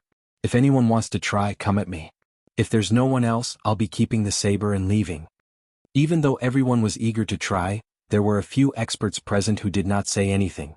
Naturally, it was not convenient for the rest to take the lead. Unexpectedly, someone behind Yu Qianqiu asked weakly, "Can I go and try?" It was a woman's voice. Yu Qianqiu almost fainted when he heard that. "I set up the arena here with a plan. Why did you come and ruin my plan?" The person who said this was none other than Ziyi. She was also excited to see such a treasure. However, how could Yu Qianqiu let her try? He was afraid that she would take it away the moment she took it. He didn't dare to hurt her. Others can, but not you. Yu Qianqiu rejected her straightforwardly. This time, Ziyi couldn't take it anymore. She turned to face him and asked coldly, "Why can others but not me? It's fine if you're stubborn, but why did you come out and ruin my plans?" Yu Qianqiu couldn't get angry at her. He kicked the back of the saber and the saber tilted. He grabbed the handle and pulled it out. He looked around and said, "I, Yu Qianqiu, am an honest person. I don't talk nonsense. Words that have been spoken are like water that has been spilled. There's no way to take them back. However, I see that everyone here is very polite. It's not a good idea to keep giving way. How about this? Patriarch Wu." He turned around and shouted, "How many spirit stones do you think my saber is worth?" Wu Sihai came closer and said in surprise, What do you want to do? Do you want to sell the saber? Don't think too much. If I auction this saber, what do you think the starting price will be?" Yu Qianqiu smiled. Hearing this, many people's eyes lit up. They had the same doubts as Wu Sihai. Wu Sihai looked at him suspiciously and said in a deep voice, "If you auction it, the origin, name, material, power, and whether it can be used repeatedly are all factors that determine the price." Yu Qianqiu looked at the crowd and said with a smile, "It's said that someone brought this saber out from the Eastern Holy Land. As for his origin, I don't know anything. However, one thing is for sure. It can definitely be used repeatedly. I've used it for a very long time." "What? The legendary Eastern Holy Land?" A wave of exclamations came from all directions. Experienced cultivators had all heard of this place. It was the ruins of an ancient war. Something that could come out from there might be a spirit treasure. No wonder this saber's power was so domineering. It turned out that it came from the Eastern Holy Land. Zi frowned in doubt. Who would have the ability to bring something out from the Eastern Holy Land? Yu Qianqiu didn't care about everyone's glowing eyes. He looked at Wuxia and said, "Just estimate the starting price for the auction. Don't be too high. 100 million high-grade spirit stones." Wuxia was silent for a while and finally spat out this number. "That's too high." Yu Qianqiu said in a clear voice, "I, Yu Qianqiu, am a man of my word. I said that whoever can draw this saber will have this saber. I won't go back on my word. However, it seems that everyone has a lot of scruples. I'm afraid that those who don't have the ability will lose their lives in vain. Here I, Yu Qianqiu, solemnly declare to the entire cultivation world that in 3 days, I will be holding a saber drawing conference on Hat Island. In order to prevent people with bad intentions from causing trouble, those who draw the saber must pay 10 million high-grade spirit stones in advance. The time limit is 15 minutes. Of course, those who have more money can try again as long as they pay."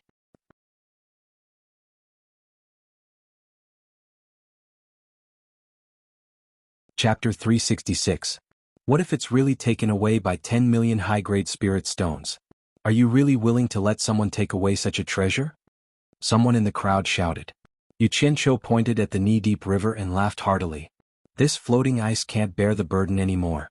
Let's talk about it after we get ashore." He kept the saber and rode his flying sword to the shore first. The group of people was too engrossed in the treasure and didn't care about what was happening under their feet. After Yu Qianqiu reminded them, they all went ashore.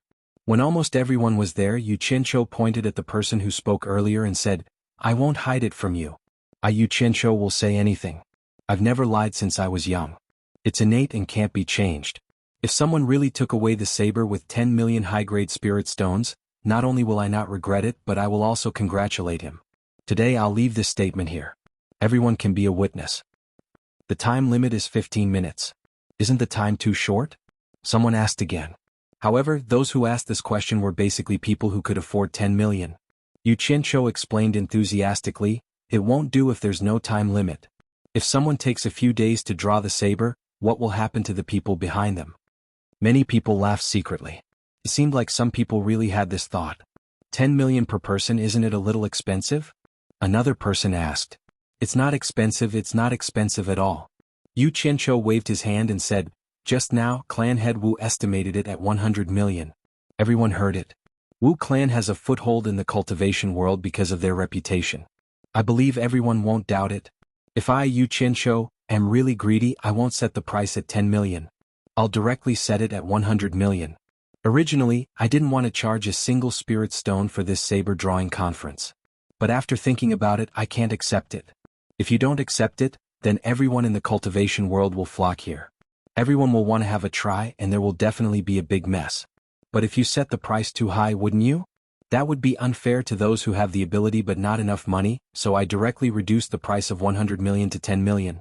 This way there would be a threshold for more people to participate, and it would also avoid unnecessary trouble. Yu Qianqiu, you said that those who can afford to pay can try again. For most people this is not fair enough. If some people fail to pull it out, they won't have a second chance. But those who have money can try again." The person who spoke turned around and asked the crowd, "Everyone, don't you think it's unfair?" Immediately many people joined in and jeered, Yes, it's not fair. Everyone can only try once." The scene became a little chaotic. Without saying a word, Yu Qianqiu took out the machete from his storage pouch. The machete immediately emitted a breathtaking aura. It was as if the entire machete was possessed by a demon from the netherworld. Under the sun, there was not even the slightest bit of reflection. Those who were near the machete shuddered and retreated. The scene quietened down and everyone's eyes focused on the machete. Although the machete did not look like much, its power was unquestionable. It was definitely a good treasure. Yu Qianqiu did not say anything. He held the machete horizontally and let everyone admire it. Peeping at other people's treasures was also a taboo in the cultivation world. But now, the owner of the treasure was so generous, so everyone naturally would not miss the opportunity to carefully examine it. However, some people were restless. They could not get enough of looking at it with their eyes. They actually released their divine senses to check, hoping to peep at the mysteries within. This time it was lively. Immediately, more than a dozen screams came from the crowd. The dozen people held their heads with their hands and lay on the ground, wailing. The others immediately became vigilant, not knowing what was happening. Yu Qianqiu threw the machete in the air. The machete fell and went straight into the ground beside him. He held the handle with one hand and sneered, "I forgot to remind everyone that this machete is extremely powerful. I don't think any Dharma treasure below the level of a numinous treasure can withstand its sharpness. However, it also has another effect. It can hurt people's divine senses. Sect leader Luo had suffered from it before. I believe these dozen people have used their divine senses to check this treasure just now, right?" So that was the case. Everyone relaxed their vigilance. No one cared about the dozen people who were still groaning in pain. Their eyes focused on the machete again, and their greed could not be concealed. They did not expect this machete to be so magical. It could actually hurt people's divine senses. It was really an amazing treasure. No wonder Luo Qingtian suddenly let out a scream for no reason. It turned out that his divine senses had been hurt by this treasure. Dongfang Chang'ao and Qiu Wuyuan also found it a little difficult to move their eyes away from the machete. What that friend said just now is right. The previous method seems to be a little unfair. How about this? The price and time limit for drawing the machete remain the same. Each person can only do it once. However, there are many rogue cultivators in the cultivation world. They do not belong to any sect. Compared to those who have sects, they are the most disadvantaged. In order to reflect absolute fairness, each sect or family can only send one person to draw the machete. It's still the same saying. The machete belongs to whoever can draw it. What do you think?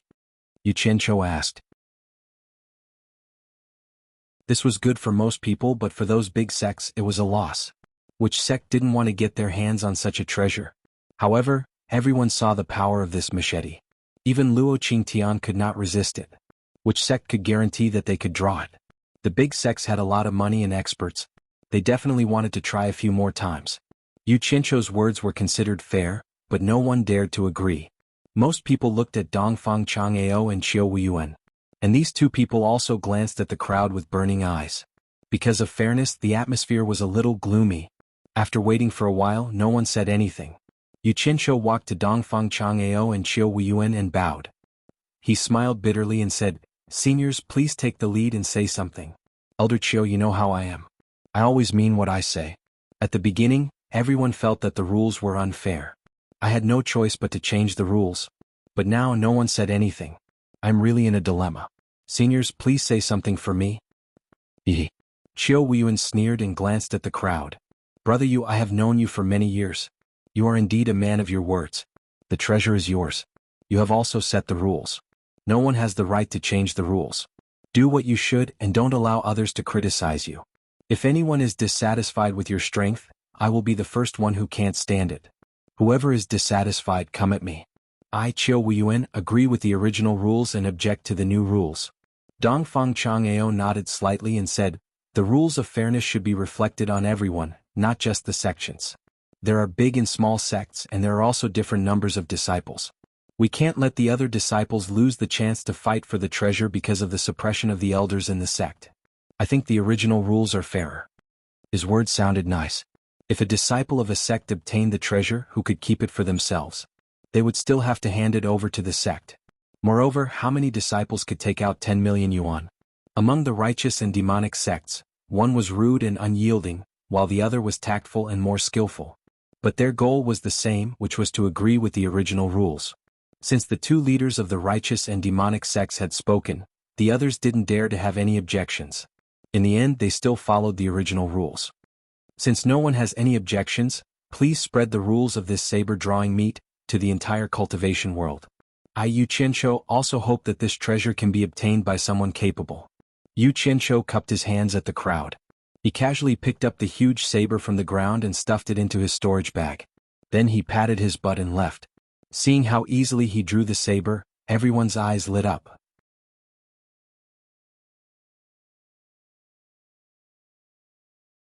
Chapter 367. The bridge from Hat Island to the Wu clan had been burned. Although the floating ice on the river was enough to carry Yu Qianqiu and the others, they had to fly over. The crowd dispersed one after another, anxious to report back to the sect what had happened here. Dongfang Chang'ao and Qiu Wuyuan watched Yu Qianqiu leave. After a while, the two of them glanced at each other at the same time and snorted disdainfully.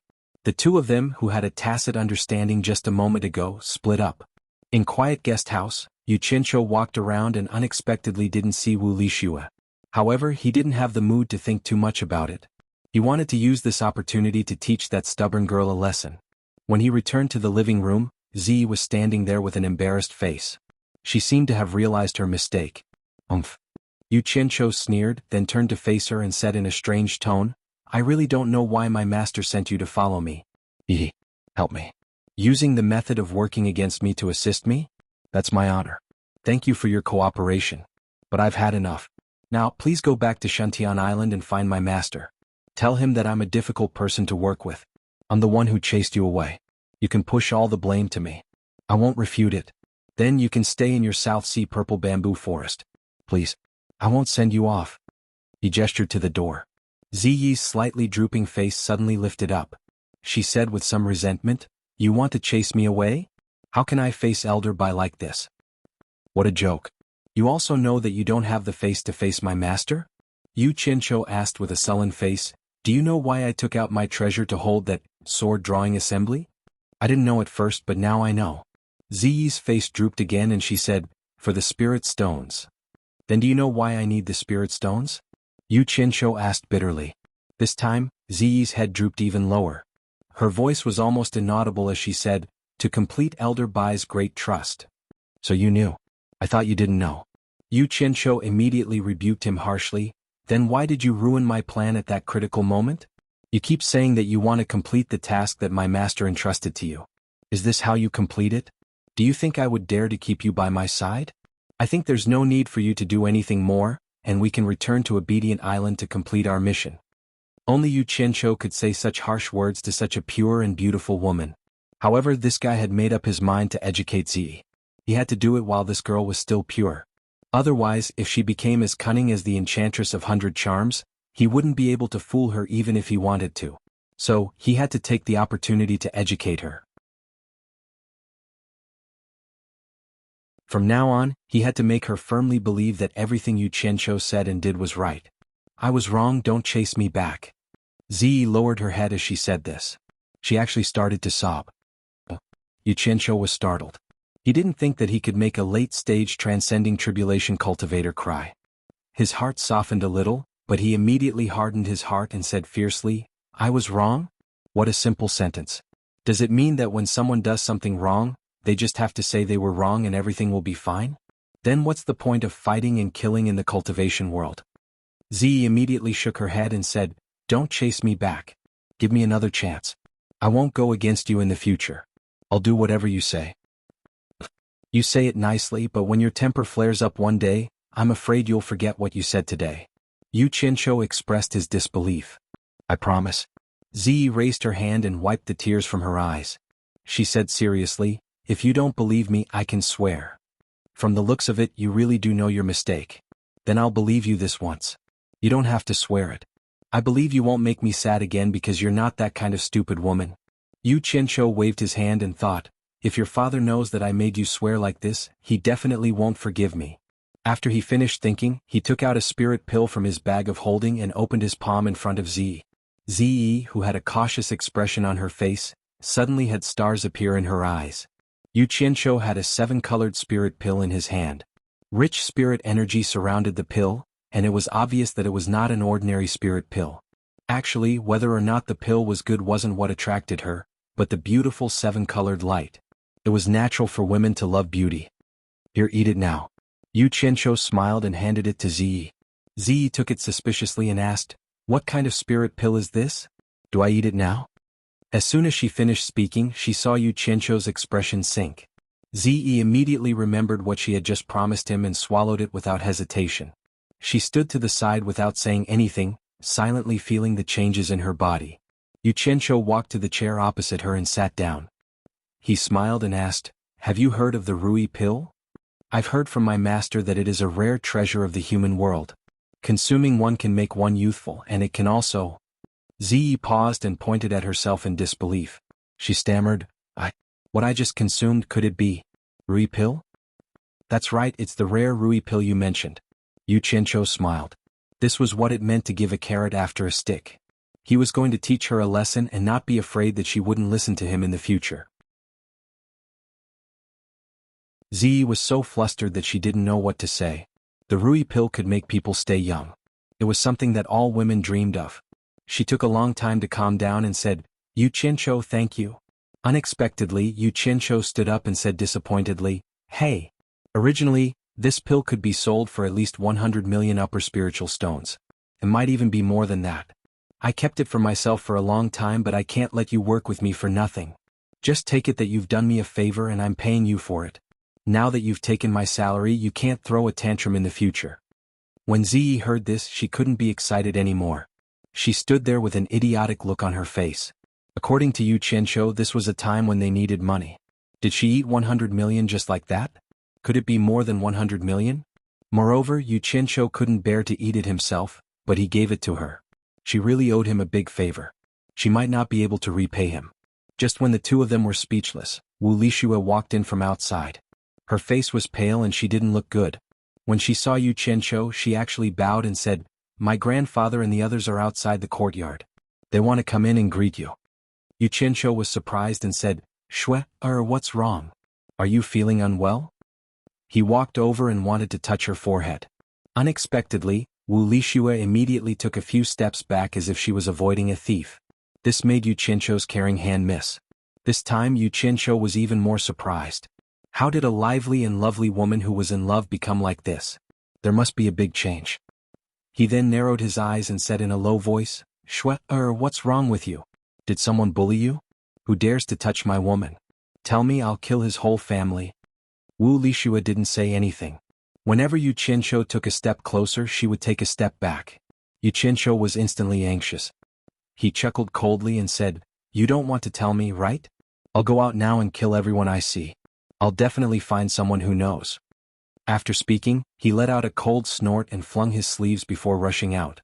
Yu Qinsho was famous in the cultivation world for daring to do anything. Otherwise he wouldn't have the titles of scum and lunatic. Wu Lishue often cared about him, so she naturally heard of his deeds. She definitely believed that he could really start a massacre in the Wu clan. She immediately blocked the door and pleaded, "Yu Qinsho, don't be reckless. I'll tell you." "Say it. What exactly is going on?" Yu Qinsho asked in a deep voice. Wu Lishue had a painful expression as she bit her lips and said, "I heard that you are my clan's old ancestor's personal disciple. Even my grandfather and the others have to respect you as a teacher.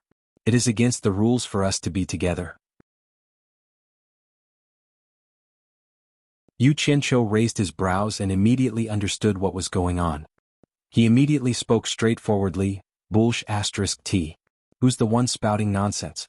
I have no relationship with your Wu clan's old ancestor. When did I become your old ancestor's personal disciple? This is pure nonsense."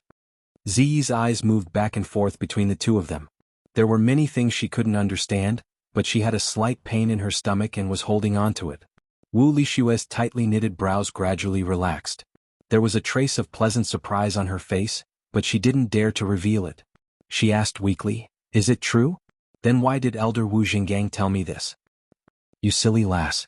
Don't you know that I have a grudge with him? He is purposely using you to anger me and make me unhappy. Don't you understand?" Yu Qinsho pretended to be angry as he reprimanded. However, he was really angry in his heart. "It's Wu Jinggang again. I haven't even settled the score with you, but you are here to stir up trouble. Very good." "Really?" Wu Lishue's eyes lit up. "Of course it's true. Your grandfather and the others respect me because my current master is highly respected in the cultivation world. It's not as complicated as you think." Yu Qinsho raised his hand and caressed her hair. There was a rare gentleness in his eyes. He thought in his heart, "Originally I could openly use Old Man Bai's name to extort money from the 4 major clans. I gave up doing that because of you. Furthermore, your surname is Wu and you have no blood relationship with the surname Bai. How can the surname Bai be your old ancestor? Bring her to the bath first." Yu Qinsho pointed at Ziyi and pouted to the outside. "Also, let your grandfather and the others come in." When Wu Lishue saw Ziyi, he was immediately startled. He exclaimed, "Ziyi, what happened to you?" He saw that on Ziyi's exposed skin there was a black stain. It was a bit scary. Ziyi was also shocked when she touched it. However, she might have some understanding of the Rui pill. After the shock, she immediately reacted. After looking at Yu Qianqiu, she immediately urged Wu Lixue to bring her away. After watching the two women leave, Yu Qianqiu thought about making another batch of Rui pill when he had the time. The footsteps outside interrupted his thoughts. He put on a smile and went out to welcome them. The patriarchs of the 4 major clans, the 6 clan elders, and the more important elders of the Wu clan were all here. The greetings between the two parties were a little awkward. Now, because of Yu Qianqiu's identity, although they hadn't said it openly, everyone didn't know how to address him. Yu Qianqiu didn't care. He made way and waved his hand. Everyone, if you have something to say, please come in and take a seat. We can talk slowly. The group of people nodded and walked into the hall one after another. Just as everyone entered in a single file, Yu Qianqiu's eyes suddenly flashed with a trace of fierceness. A clump of green flames that had been raised to the extreme suddenly appeared in his hand, and he suddenly shot it at Wu Jinggang, who was passing by. At such a close distance, Wu Jinggang was unprepared. Before he could react, he was enveloped by the raging green flame. Ah! A short scream resounded through the quiet guest house. As the green flame disappeared, Wu Jinggang had already turned into ashes. Yu Qianqiu snorted coldly. No matter what intentions you had when you said those words to Wu Lixue, I will kill you. Whatever intentions you have will be for naught. The people of the 4 major clans suddenly looked over and were instantly stunned. But Yu Qianqiu put on a smiling face as if nothing had happened. He raised his hand and said, "Everyone take a seat inside. I was just about to discuss the matter of the saber drawing assembly with everyone. Please." He took the lead and walked into the hall.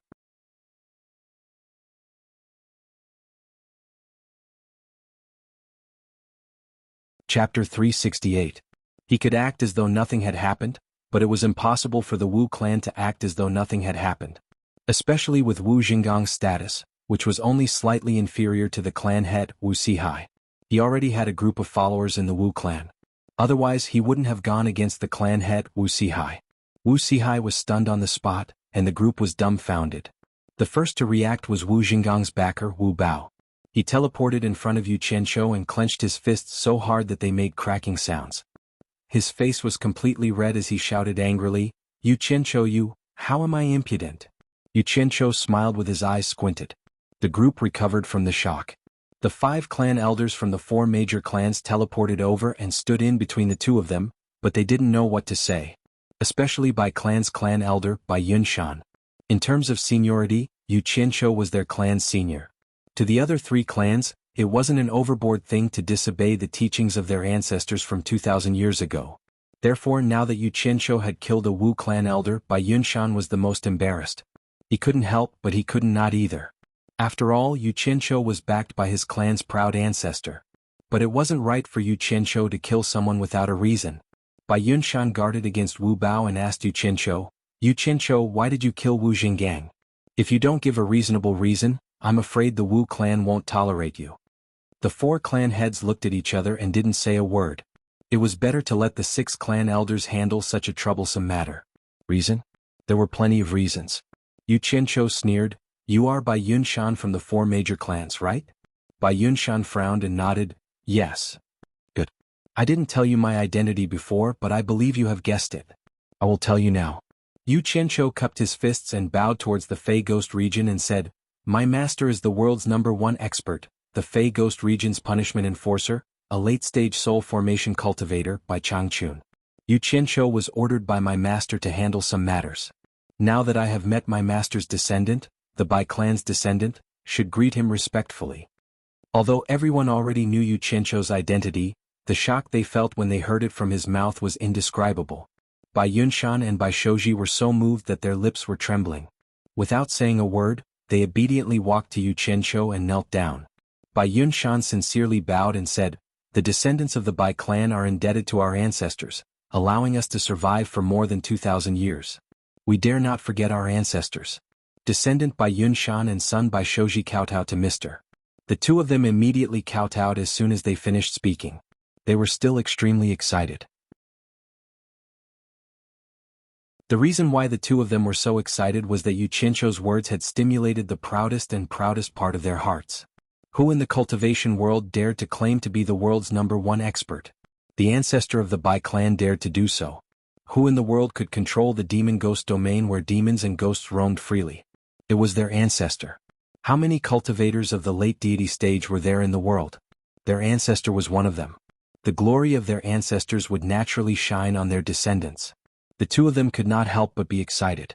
After kowtowing, father and son were still kneeling there, waiting for Yu Qianqiu to wake them up. Yu Qianqiu graciously accepted their greetings. Then he looked at the other three clans and said, "After all, the three of you are not my master's bloodline descendants. Although you all follow the teachings of your ancestors and regard my master as your ancestor, I dare not ask too much of you. However, if you receive a drop of kindness from someone, you must repay it with a gushing spring. If the four great clans are willing to kowtow and pay their respects, then do so now." Hearing this, the clan leaders and clan elders of the Tan clan and the Jing clan also kneeled down and paid their respects. The people of the Wu clan instantly looked at each other. Logically, they should go and pay their respects. However, Yu Qianqiu had just killed Wu Jinggang. Moreover, he had not given a reason yet. Who could bring themselves to bow and pay their respects? If they wanted to pay their respects, Yu Qianqiu could have just given any reason. But what was going on now? Could it be that this kid wanted to break up the four great clans? Wu Sihai looked at Yu Qianqiu with a gloomy expression. When Yu Qianqiu asked the people of the three clans to stand up, he suddenly winked at him. Wu Sihai was momentarily stunned. Then he immediately realized what was going on. In his heart, he immediately prostrated himself in admiration. This kid was really something. Not only did he kill Wu Jinggang for revenge, he also solved the problem of seniority with Shui'er. His intelligence and ability to respond to emergencies were really outstanding. I have accepted your three clans' greetings and confirmed my status with your three clans. The Wu clan is not willing to pay their respects to me. Naturally, there is no seniority relationship between me and the Wu clan. Of course. Yu Qianqiu looked at the Wu clan and said, "I personally cannot represent my master. This is a matter between me and your Wu clan. Your four major clans will still be your four major clans. There is no need for you to tie everything together endlessly." The development of the matter didn't exceed Wu Sihai's expectations, but he didn't know that Yu Qianqiu had another reason for doing this. It wasn't easy to get the Wu clan's money because of Wu Lixue, but the other three clans weren't weak either. He had to find a way to get them to fork out some money. He had already thought it through.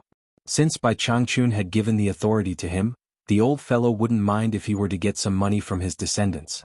The matter of seniority has been clarified.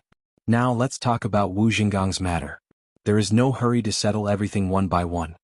Yu Qianqiu turned to the other three clans and said, "Your three clans might be curious why I wanted to kill Wu Jinggang. If the Wu clan hasn't forgotten about the reason, you should be clear about it. Why don't your three clans ask the Wu clan?" The hall went silent, and only Wu Bao was still panting with rage. In fact, the four major clans knew about the grudge between Yu Qianqiu and Wu Jinggang. They also knew that Yu Qianqiu said he would take Wu Jingang's life. It was just that this matter happened too suddenly, and even the victim didn't have time to react. The other three clans might have confirmed the seniority with Yu Qianqiu, but they were all flesh and it wouldn't be good to help anyone. I refuse to accept this. Wu Bao roared and looked at everyone. Yu Qianqiu might be the old ancestor's disciple, but what right does he have to kill wantonly in my Wu clan? What right does he have? Don't implicate my master. I'm only asking you, what right does that Wu Jinggang have to kill me? Could it be that he doesn't need a reason to kill others, but others need a reason to take revenge? Tell me, what right does Wu Jinggang have? Could it be that just because you are his backer in the Wu clan he can act unscrupulously? Yu Qianqiu spoke with an icy cold tone. Wu Bao opened his mouth. He knew that what Yu Qianqiu said was the truth, and everyone knew about this matter. Wu Bao didn't know how to refute. Most importantly, he couldn't reason with Yu Qianqiu and he couldn't use force either. Be it reasoning or forcing logic, Yu Qianqiu had never been afraid of anyone. Yu Qianqiu stared at Wu Bao and spoke in a deep voice. "I don't wish to have any impulsive conflict with the Wu clan. Since you don't accept me, I can make an exception and bring you to the Demon Ghost region to meet my master. I will let my master decide the right and wrong. I wonder if my master's words can convince you?" Hearing that they were going to meet Bai Changchun, everyone's eyes were fixated on Wu Bao. It was unknown if they were envious or worried, but Wu Bao was instantly speechless. "This matter will be put aside for now. After I settle the matter that my master instructed, my master and your ancestor will decide the right and wrong of this matter. What do you think?" Yu Qianqiu looked at everyone and asked. "I agree." Wu Zhen took the lead to agree and Wu Rui nodded as well. Wu Sihai naturally didn't have anything to say, let alone the other Wu clan's elders. Finally, the four major clans decided to put this matter on hold and wait for Bai Changchun to handle it. Yu Qianqiu nodded and said, "All right, since everyone has agreed, we will put aside the grudges for now. The saber-drawing meet still needs to borrow your Wu clan's venue, and we will need your Wu clan's help for this matter. Let us discuss this matter first."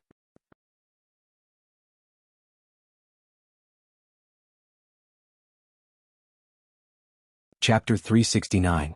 The holding of the saber-drawing ceremony could be said to have set off a huge uproar in the cultivation world. A treasured saber from the Eastern Holy Land. This gimmick alone was enough to attract people. What kind of place was the Eastern Holy Land? It was an ancient battlefield where ancient spiritual treasures had been used for generations. No one knew how many mysterious things were left there. In addition, Yu Qianqiu had defeated the Daluo sect master with this saber, so it was hard not to be jealous. The major sects gathered their masters and counted the spirit stones in their storage. They were all full of confidence and prepared to get the saber back. Some small sects that were not strong enough also asked their ancestors to help. Some small sects that did not have enough spirit stones even borrowed money from everywhere to give it a try. Who wouldn't be tempted by a mere 10 million spirit stones that could possibly be exchanged for a spiritual treasure? After all, the saber was very strange. It was not something that could be obtained by someone with a high cultivation level. Luo Qingqian's cultivation level was high, right? He still could not take it away. Yu Qianqiu's cultivation level was not high, right? He still chased Luo Qingtian everywhere with the saber in his hand. For a time, no one in the cultivation world mentioned the fact that Yu Qianqiu defeated Luo Qingtian. Everyone was concerned about who could take the saber away. It was very likely to be a spiritual treasure. Whoever got it, even if they did not have the fortune to enjoy it, they could still auction it at the Wu clan. That would be a big profit. At this time, Yu Qianqiu released important news to the outside world through the four major families. I, Yu Qianqiu, am really ashamed that I have alarmed the entire cultivation world because of this small matter. Good things come in pairs. I am willing to take out the other treasured saber for this saber drawing contest. Both sabers will be drawn at the same time, so that those who have the ability to get this saber will not return empty-handed. The cultivation world was shocked again. If some people felt that there was no hope for one saber, then there was much more hope for two sabers. Therefore, all the sects were actively preparing spirit stones. Big sects like the Fuxian Island and the 10,000 Demons had many talents and strong financial resources. They were even more prepared to get the two sabers in one go. The East Sea was far away, and the blue waves surged to the heavens. Seabirds soared on a lonely island in the sea. It was unknown when many more buildings had appeared between the mountains, but on the waist of the highest peak on the island, there was even a grand palace that was neither too big nor too small. The island was a nameless island, but the palace was called the Limitless Palace. Therefore, the island was also called the Limitless Island. The owner of the Limitless Palace was none other than the father and son of the Yen family who were forced to flee overseas. Within the palace, Yen Bugui was at the entrance of the terrifying crypt, anxiously pacing back and forth with his fists clasped. Mournful howls could be heard coming from the crypt, and the sound was extremely heart-wrenching. Yen Bugui was so anxious that his forehead was full of sweat. He stopped in his tracks and leaned against the entrance of the crypt, tears streaming down his face. After a long time, the screams stopped, but heavy breathing could still be heard from inside. At this moment, 7 people dressed in distinctive clothing walked out one after another. All 7 of them were drenched in sweat, as if they had been soaked in water. The leader was a burly man with a leather waistcoat and a black cloak. His bare arms were drenched in sweat. Seeing them come out, Yen Bugui rushed over and pulled that man, asking anxiously, "State Preceptor Man Hu, how's the star chasing?" The man called State Preceptor Man Hu let out a long breath and nodded, "It's a success. Young Palace Master's wisdom is indeed extraordinary. For so many years, countless people have died under this 7-star blood-piercing technique, but no one has ever succeeded. To think that young Palace Master actually made it through." Hearing that it was a success, Yen Bugui was anxious to see his son. He wanted to rush into the crypt, but was pulled back by the State Preceptor Man Hu. The latter shook his head and said, "Palace Master Yen, it's better not to go in now. Young Palace Master has just formed his devil body through the 7-star blood-piercing technique, and his wisdom has changed greatly. I'm afraid that no one will recognize him for the time being. If you go in, it might cause a misunderstanding." Please wait patiently for a day. Devil body? Yen Bugui exclaimed, What devil body? What did you say? What did you do to the star chasing? Palace Master Yen, don't be impatient. Man who comforted kindly, it's not that we want to hide it from you, but young Palace Master asked us to do this. He said that he doesn't want you to worry. Now that the devil body has been formed, young Palace Master's future cultivation speed will increase by leaps and bounds. He will have great achievements in the cultivation world. Yen Bugui was after all not a 3-year-old child. After knowing that his son was fine, he quickly calmed down. However, he still had a gloomy expression on his face as his gaze swept over the 7 of them. He said in a deep voice, You'd better not hide anything from me. If you dare to plot against us father and son, we'll just perish together. No one will have an easy time. Palace Master Yen is worrying too much. You and I have sworn an oath. We will help you unify China's cultivation world, and after we succeed, you will use the entire China's power to help us find the star bead. After that, we will have nothing to do with each other. How can we plot against each other? Man who patted Yen Bugui's shoulder and said, Palace Master Yen, let's go out and talk.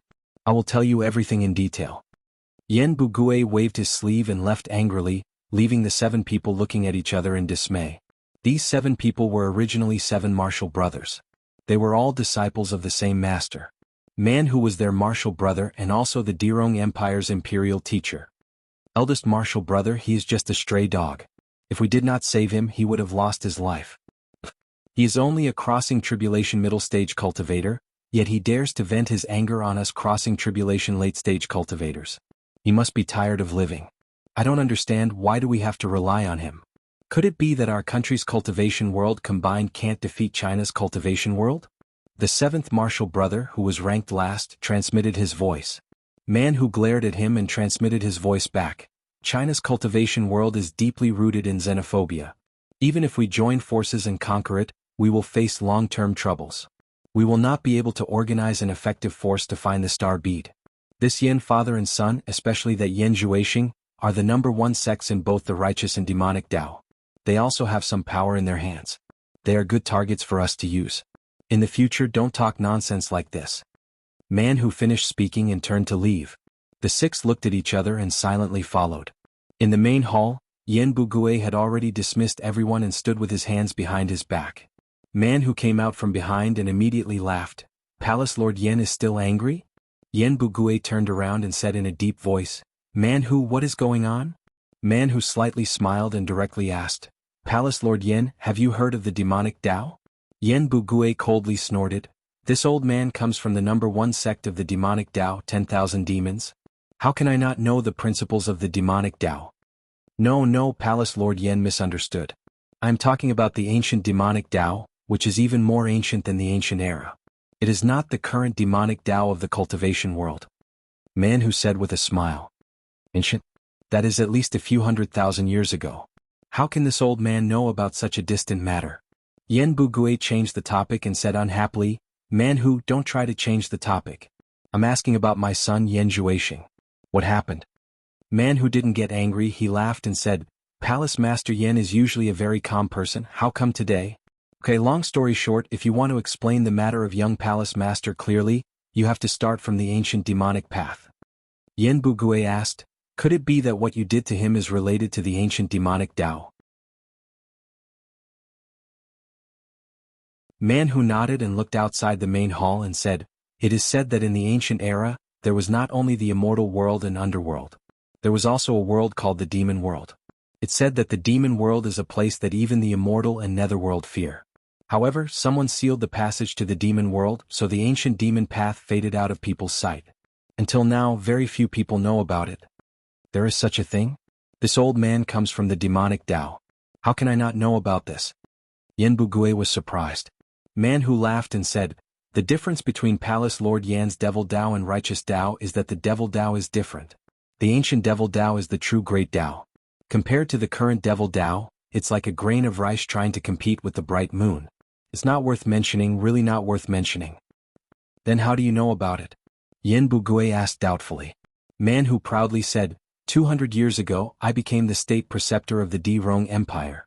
I happened to find a set of rare animal skin ancient books in the collection of ancient books in the inner palace. But because the characters on it were too old, no one could recognize it. So it was left unused. Coincidentally, my master is an expert in ancient texts.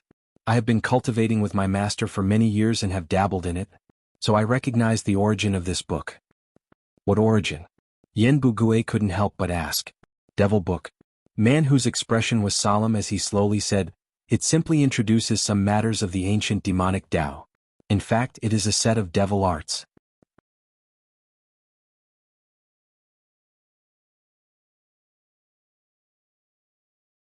Chapter 370. Great Devil Arts.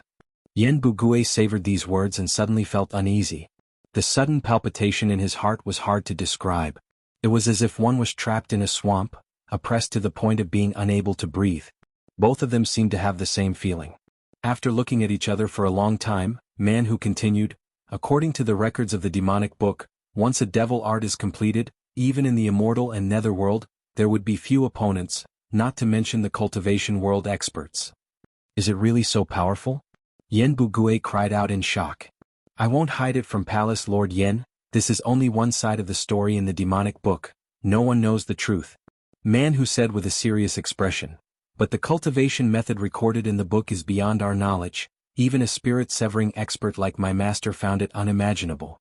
After my master personally translated the demonic book, he ordered me and my fellow apprentices to find people with extraordinary physiques to experiment on. But what was regrettable was that after experimenting with over 1,000 people, not a single one was able to successfully build their body. What? Yen Bugue's expression twitched as he said sternly, Man Who, how dare you use my son for such a vicious experiment? Palace Lord Yen, please calm down. Man Who consoled, it was not me who used the young Palace Lord as an experiment, but the young Palace Lord himself requested it. One day the young Palace Lord asked me what was the strongest cultivation method in the world. I said that I didn't know which magic art was the strongest, but I knew that there was a very strong magic art. It was the strongest magic art that I knew of. The young Palace Lord immediately asked me, so I told him about the demonic book. In fact, I only said it casually, but who knew that the young Palace Lord would take it seriously and pester me every day? I was forced to lend him the demonic book, and the result was beyond my expectations. After the young Palace Lord read it, he resolutely decided to serve the devil and cultivate the demonic book. This was too dangerous, so I asked him to discuss it with you first, but not only did the young Palace Lord not allow us to tell you, he even asked us to help him conceal it. Unfilial son, unfilial son. After Yen Bugue roared, he stared at Man Who with bloodshot eyes. Didn't you tell him that there was no successful cultivation method before? If you want to practice demonic arts, you must first build a demonic body.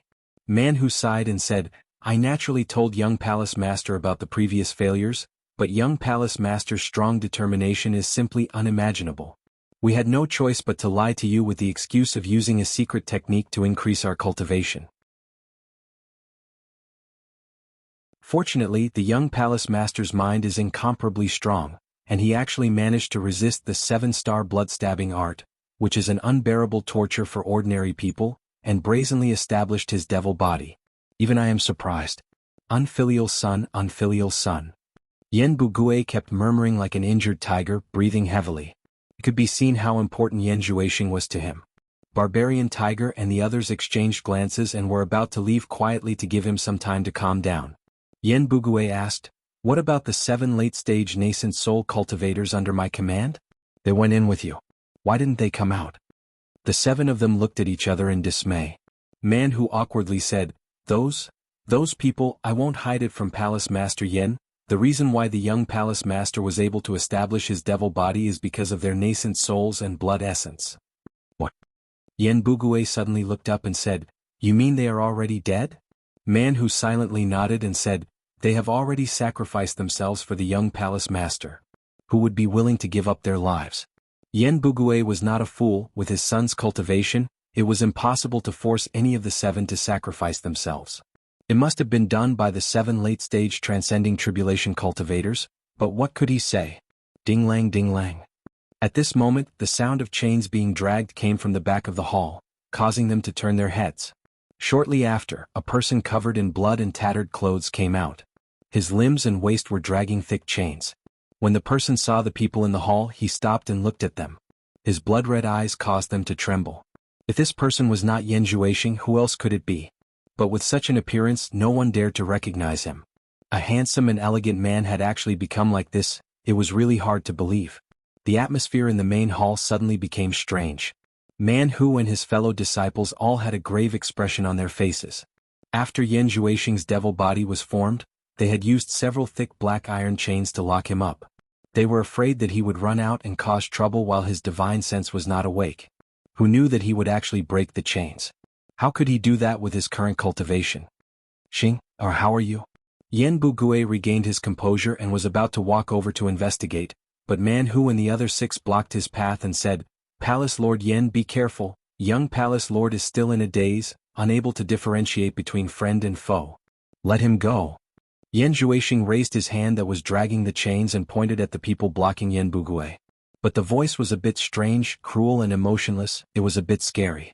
But he clearly still had an impression of Yan Bugue. He still recognizes me, he still recognizes me. Yan Bugue was a little excited as he separated the few people and ran towards them. Man Hu and the others looked at each other, but just as Yan Bugue approached, Yan Zhuoxing suddenly fell to the ground. Yan Bugue screamed and helped his son up from the ground. The sword-drawing event came as scheduled. Hat Island had never been so lively before. More than half of the experts in the Chinese cultivation world had gathered. Even if they were not experts, there were still many who came to watch the show. Most of them came with huge amounts of money. The prices of various industries on Hat Island soared, and all the shops could be said to have made a lot of money. Wu clan spent a few days on Hat Island to flatten a small hill to be used as the venue for the sword-drawing event. The other 3 clans also urgently recruited many people to help. A brand new square was brazenly presented, and around the square were built sheds for resting. Of course, because there were too many people, it was impossible for everyone to have a place. Those who could have a place to rest in the sheds were those who were ranked at the top of their sects, or some famous experts in the cultivation world. The 4 great clans were so willing to help Yu Qianqiu, and it immediately made the cultivation world have a new understanding of the relationship between Yu Qianqiu and the 4 great clans. Festive. At this time, this newly built square could only be described as festive. It was crowded with people, the sound of firecrackers crackling everywhere, and red silk cloth was hanging everywhere. The 4 great clans were sweating profusely. They did not know what Yu Qianqiu was thinking. He insisted on sending people to the secular world to purchase a large number of firecrackers and red cloth, saying that it was an auspicious opening, and that it was an auspicious opening. When did the cultivation world play this trick? It was too vulgar. The most terrible thing was that Yu Qianqiu also asked the people from the 4 great clans to come out to show their faces. Everyone had a big red cloth hanging diagonally, and a big red flower pinned on their chest. In fact, Yu Qianqiu originally wanted to invite some people to perform dragon and lion dances. However, this was not popular in this world and he could not find anyone who understood this industry. Thus, he could only give up on this idea. For a moment, the people from the 4 great clans could be said to be exceptionally conspicuous, attracting everyone's attention. This made the group of old fellows so embarrassed that they really wanted to hide in the sheds and not come out. However, there were many people with high statuses in the cultivation world, so they had to come out to greet them. They could only force a smile and come out to welcome the guests. Although this was unconventional, it had to be said that the atmosphere was really different. It was really festive, and there was less of the oppressive atmosphere of competition. On the other hand, Yu Qianqiu was wearing a red ribbon with a big red flower pinned on his chest. He wandered around the square, warmly cupping his hands in front of his face, and beaming with joy when he saw people. Whether they knew each other or not, he could not stop smiling.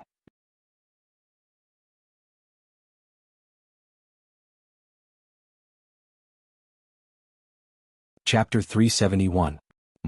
This sect should be able to fork out 100 million. This sect should not be too poor.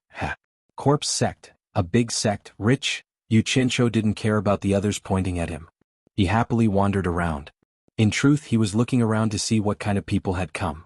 He had caused such a huge commotion, and he was already prepared to rake in 2 billion high-grade spirit stones. Looking around, he slowly felt that 2 billion spirit stones wouldn't be a problem. Therefore, he laughed even more happily.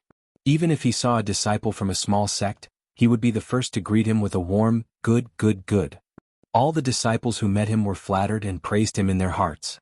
No wonder he could make such a big name in the cultivation world. He was amiable and didn't put on any airs. Just this point alone showed that ordinary cultivators couldn't compare to him. It seemed that the words of scum and madman were just rumors. Rumors did a lot of harm, so they couldn't be easily believed. Therefore, many disciples from various sects secretly made up their minds to treat Yu Qianzhou's way of dealing with people as a role model in the future. Wu Sihai's gaze always followed Yu Qianzhou, who was wandering around. To be honest, Wu Sihai was really afraid of this guy. Experience told him that wherever this guy went, there would be trouble. This rule was almost 100% proven. Wu Sihai looked around. He had a faint premonition that something bad would happen at the saber drawing conference. That guy was a jinx. Brother Yu. Laughter came. Yu Qianzhou looked back and saw that it was Qiu Wuyuan. He also smiled and cupped his hands. Senior Qiu. Brother, you are too polite. Qiu Wuyuan laughed. I have never seen someone as generous as you in the cultivation world. You are actually willing to take out the 2 treasures in your hands to choose a master. Rare. Why does this sound a little weird? Are you doubting my sincerity? Yu Qianzhou felt disgusted in his heart, but on the surface, he was still polite and modest. You flatter me. Qiu Wuyuan smiled and stroked his beard. He looked around sneakily and suddenly said, Brother, you don't have to hide it from me. Is there any trick to getting these 2 treasures? Otherwise, how could Luo Qingtian's cultivation be weaker than yours? To be honest, I like these 2 treasures very much. If you are lacking in spirit stones, why don't you tell me? I will make the decision. The 10,000 demons will give you 200 million high-grade spirit stones. *CK. You want to exchange 200 million for my 2 billion, and you still want to take it away? Yu Qianzhou's expression instantly turned serious and he solemnly said, Senior Qiu, I Yu Qianzhou have always been upright and above board. Besides, I'm not doing this for money. Senior, please help yourself. I will go and see how the preparations are going. He didn't want to be entangled with him, so he turned around and left. Qiu Wuyuan was stunned, and then he didn't know whether to laugh or cry. It would be strange if you're not doing this for money. Do you really think everyone in the world is a fool? Everyone knows that you are relying on the sharpness of the treasures to get spirit stones empty-handed. How dare you say that you're not doing this for money? Sigh. It seems that the price is too low and this kid doesn't want it. Yu Qianzhou, who was in a bad mood, walked to the temporary stage and asked Wu Sihai, Can we start? Let's wait for a while. Wu Sihai gestured to the empty tent on the left. Yu Qianzhou looked at the 10,000 demons on the right, and then looked at the empty seat on the left. Needless to say, who else could it be other than the Fuxian Island? He sighed and didn't know what to say. The so-called number 1 sect in the world, the Fuxian Island, should be more impressive. Their appearance was always the finale. While they were waiting, a group of people from supporting Immortal Island arrived. The one leading them was actually the Cultivation Pavilion's O Sihai. Behind him were more than a dozen top-notch experts from the Cultivation Pavilion, including Dongfang Changao. Most of these people knew Yu Qianzhou. When they saw Yu Qianzhou on the stage, they were all stunned. O Sihai shook his head and sighed. He led the group of people to their seats. Everyone quieted down. They knew that once the people from the Fuxian Island arrived, it would start. They all looked at the stage. You can start, Wu Sihai said to Yu Qianzhou. Yu Qianzhou nodded. Wu Sihai faced the crowd and said in a clear voice, Everyone, there is no need to explain the rules of the saber drawing assembly. I believe that everyone has seen the notice posted outside. Those who are willing to participate, please come up and pay the spirit stones. There will be 2 people in a group. Ziyi and Wu Lixue, who were wearing red ribbons and big red flowers, walked out from the backstage. Yu Qianzhou had asked the 2 of them to be in charge of collecting the spirit stones. When the 2 beauties appeared on the stage, they attracted a lot of attention. However, most of the people in the tent were looking around. No sect or person came out first. The small sects were too embarrassed to come out first. They were afraid of offending the big sections. The big sects, on the other hand, put on airs. This was probably the demeanor of the big sects. After waiting for a long time, everyone was still looking at each other. No one came out. They had already come, so what was the point of putting on airs? It was simply a waste of time. 1 minute was 10 million high-grade spirit stones. Yu Qianzhou raised his eyebrows and jumped off the stage. As he walked, he pulled out a big black machete from his storage bag. His movements were neat and tidy. Everyone's eyes immediately fell on the 2 machetes. The calm atmosphere in the field was suddenly broken. Everyone was a little eager to try. In the center of the field were 2 black circles with a diameter of 2 meters. There was a distance of 3 meters between them. They were 2 black iron discs buried deep in the ground. Before Yu Qianqiu reached the center, the 2 machetes in his hands were thrown into the air. The 2 machetes fell from the air and stabbed into the center of the discs. The 2 machetes were about 2/3 of the way into the discs. Just the sharpness of the machetes, which cut through the black iron like tofu, made everyone gasp in surprise. No wonder even the sword of the Daluo sect master was cut in half. Just this sharpness alone is not something ordinary magic weapons can compare to. Someone discussed. The Daluo sect was not absent among the sections. When they heard this, their expressions changed. Yu Qianqiu walked to the center of the 2 machetes, looked around and said in a clear voice, "These 2 treasured machetes are here. If no one comes to participate in 2 hours, then I, Yu Qianqiu, will personally pull out these 2 machetes and end this conference. The rules of the saber drawing conference do not stipulate that I cannot personally participate. However, after this, no one should say that I, Yu Qianqiu, did not keep his promise." These words were spoken with a resoluteness that left no room for doubt. As soon as he finished speaking, he walked back to the stage with a gloomy face under everyone's gaze. From beginning to end, there was not the slightest bit of sloppiness. Wuxia looked at the returning Yu Qianqiu with a look of approval. Then he looked at his granddaughter, and a satisfied smile appeared on his face. This time the crowd could not sit still. Almost all the people in front of the tents from the sects stood up with storage bags in their hands. At this moment, someone suddenly shouted, "Let me 10,000 demons take the lead." A figure flashed out. It was Qiu Wuyuan. However, almost as soon as he appeared, his old rival, Dongfang Chang'ao, flashed out and stood beside him. He said proudly, "Since Brother Qiu is personally going, how can I, Dongfang Chang'ao, not accompany you? You're tuning in to the Han Li's Wuxia Adventures YouTube channel. We're so grateful for your support, and don't forget to subscribe to join us on this incredible journey through captivating stories. Your generosity through donations truly makes a world of difference, as it's the primary source of revenue that allows me to expand and enhance this channel for you. Thank you from the bottom of my heart for being a part of this adventure.